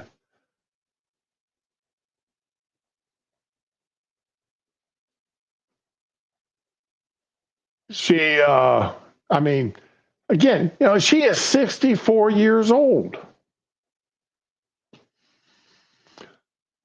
The picture she posted that people are saying is ugly. And she shouldn't have posted because she's fat in it. Is this picture here.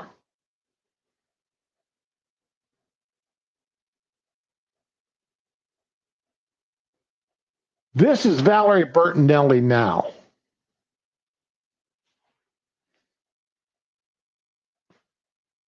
Okay.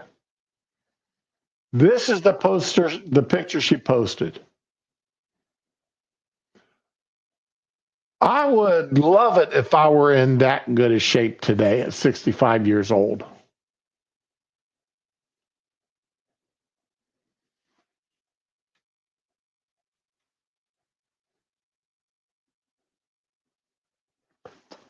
I think she's done an amazing job, considering how heavy she got, at getting herself back down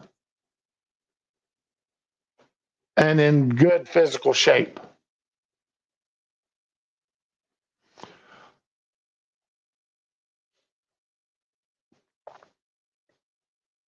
Oh, she was on Jenny Craig. I'm sorry, not Weight Watchers. She was on Jenny Craig.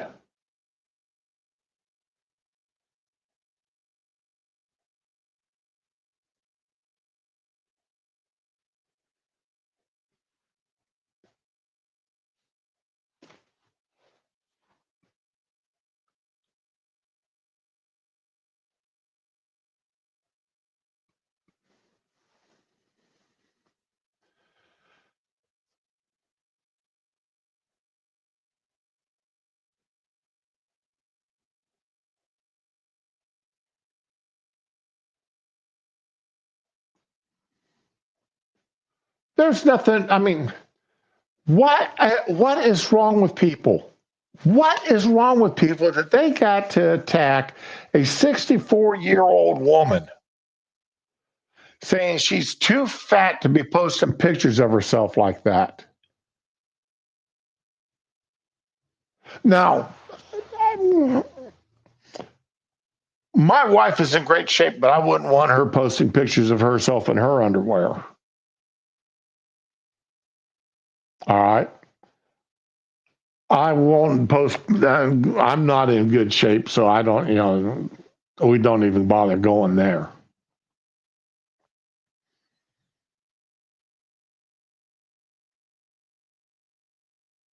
But to say that she is fat and out of shape when she's 64 years old and looking like that, people, people who are saying that have got no idea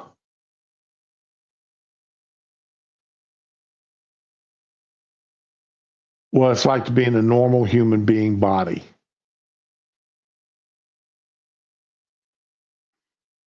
Now, I'm fully admit, when I was younger, I had a crush on Valerie, like 3/4 of the young men my age did back in those days.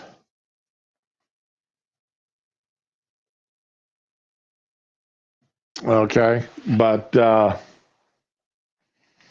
broke my heart when she married that rocker, that rock star.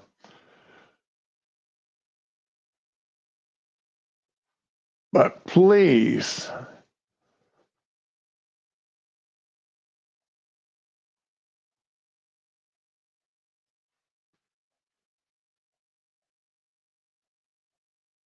it,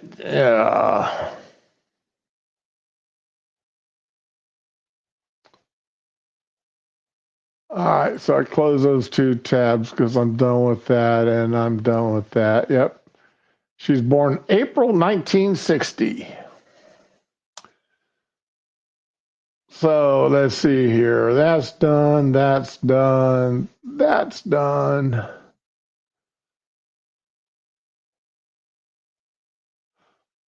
Oh, I forgot about this.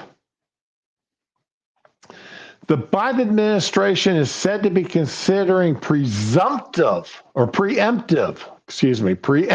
presidential pardons to former Republican Congresswoman Liz Cheney and Dr. Anthony Fauci in order to shield them from vindictive political prosecution by Donald Trump. High-ranking aides to President Joe Biden are currently engaged in a vigorous internal debate over the prospect.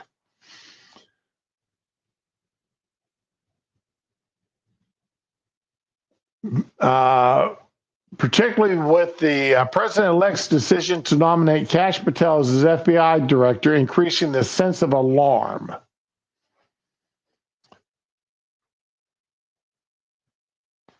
Former GOP Rep. Cheney chaired the House committee that investigated the January 6th Capitol riot and campaigned with Kamala Harris during the election. Meanwhile, the retired physician led the federal response to COVID-19 pandemic and lied his ass off and became a hate figure among conspiracy-minded conservatives. Yeah, and nearly every conspiracy came true, turned out to be true. Fauci lied his ass off and enriched himself beyond belief over those 2 years. Another candidate said to be under consideration for a pardon is California Democrat Adam Schiff, a long-standing enemy of Trump, who led the first impeachment investigation into the former president's notorious quid pro quo approach to Ukrainian President Zelensky in 2019. There was no quid pro quo there. That was all made up. We all know that. And damn, I wish I could remember that damn Army major's name that started that whole mess over that phone call. And Schiff reading into the official records a made up fake phone call, but read it into the official records as if it was the real thing.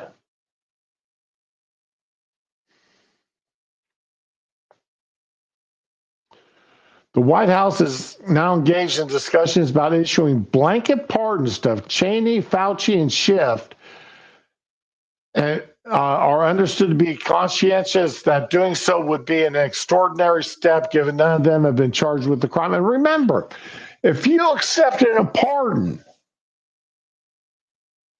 along with accepting that pardon is an admission that you had committed a crime.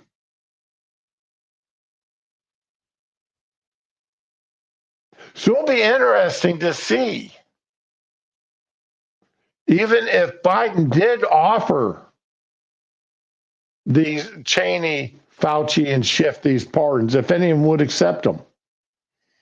Because are they going to sit there, especially Liz Cheney, is she going to sit there and admit that she committed a crime? Is Adam Schiff, who's now a senator, going to admit that he committed crimes as a member of the House, or as a member of the House? Is Fauci going to admit that he committed crimes over the during the COVID panic?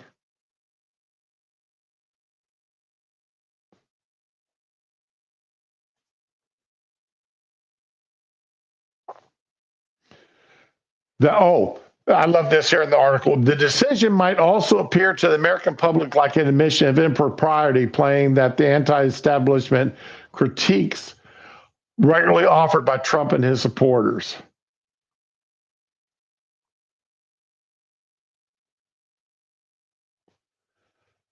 It's not that it appear. That's what it is. It's a flat right admission. Accepting a pardon is a flat right admission that you committed a crime. You don't accept a pardon if you didn't do anything wrong.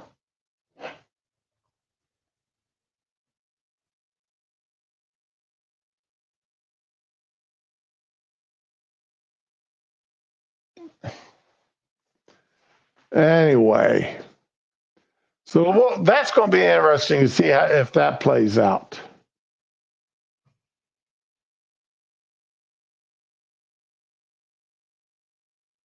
So anyhow, I'm going to finish. I'm listening to the 3 hours of testimony before the Supreme Court on the over the Tennessee transgender body mutilation, drugging of children ban. It's about 3 hours long, and some of it's really interesting. Like, damn it, what's her name?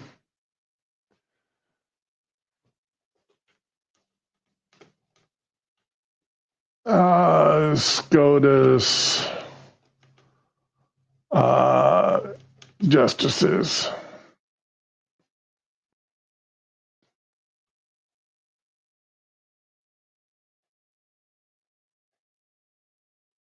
Who are the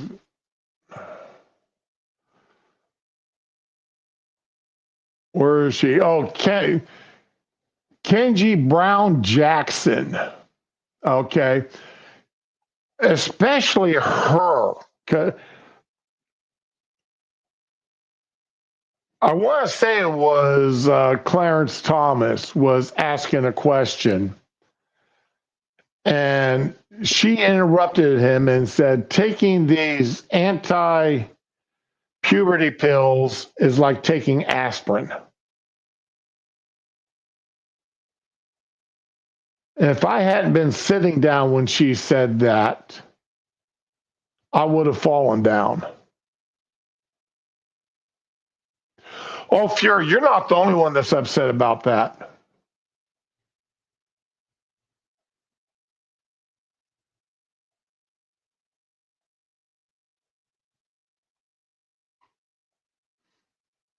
You're not the only one that's upset, unhappy about the idea that somebody could be given a pardon for crimes no one knows about.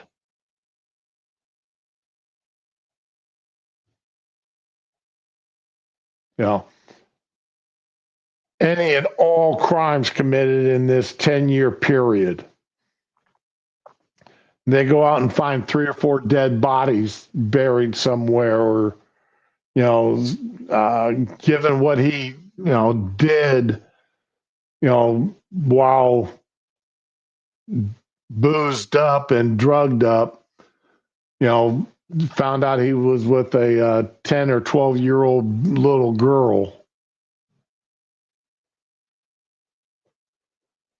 Yeah, but can't do nothing about it because he's been given an official pardon for all crimes. Yeah. All right, guys. I will be back tomorrow, but like I said, I'm going to finish listening to these 3 hours worth of stuff, and I'm going to see if I can pull apart enough of it to make it worthwhile listening to for tomorrow. Okay? But other than that, y'all all have a good day. Enjoy yourselves. Thanks for coming out and listening to me. It's, like I said, y'all, I would stream even if nobody was listening, simply for the fact that it keeps me somewhat sane, and I don't have to. I got it all on my system while the wife's not here, so I'm not making her suffer with it. This is one of the compromises that we have. Is I get this all out of my system before she gets home from work. But then if she has a day off work and she's hanging around the house and it's the streaming day for me, she's got to put up with it. But you guys have a good day. Enjoy yourselves. And as always, be with the ones you love and love the ones that you're with. And we'll be, oh, wait a minute. This is Thursday, isn't it? Yeah, this is Thursday. So tomorrow's fun stream. Hopefully, Rom is feeling good enough that she can be back here tomorrow. And so that means the SCOTUS stream will be on Monday, because I don't like talking politics on Fridays. So y'all be good. Enjoy yourselves. See you tomorrow for the fun stream.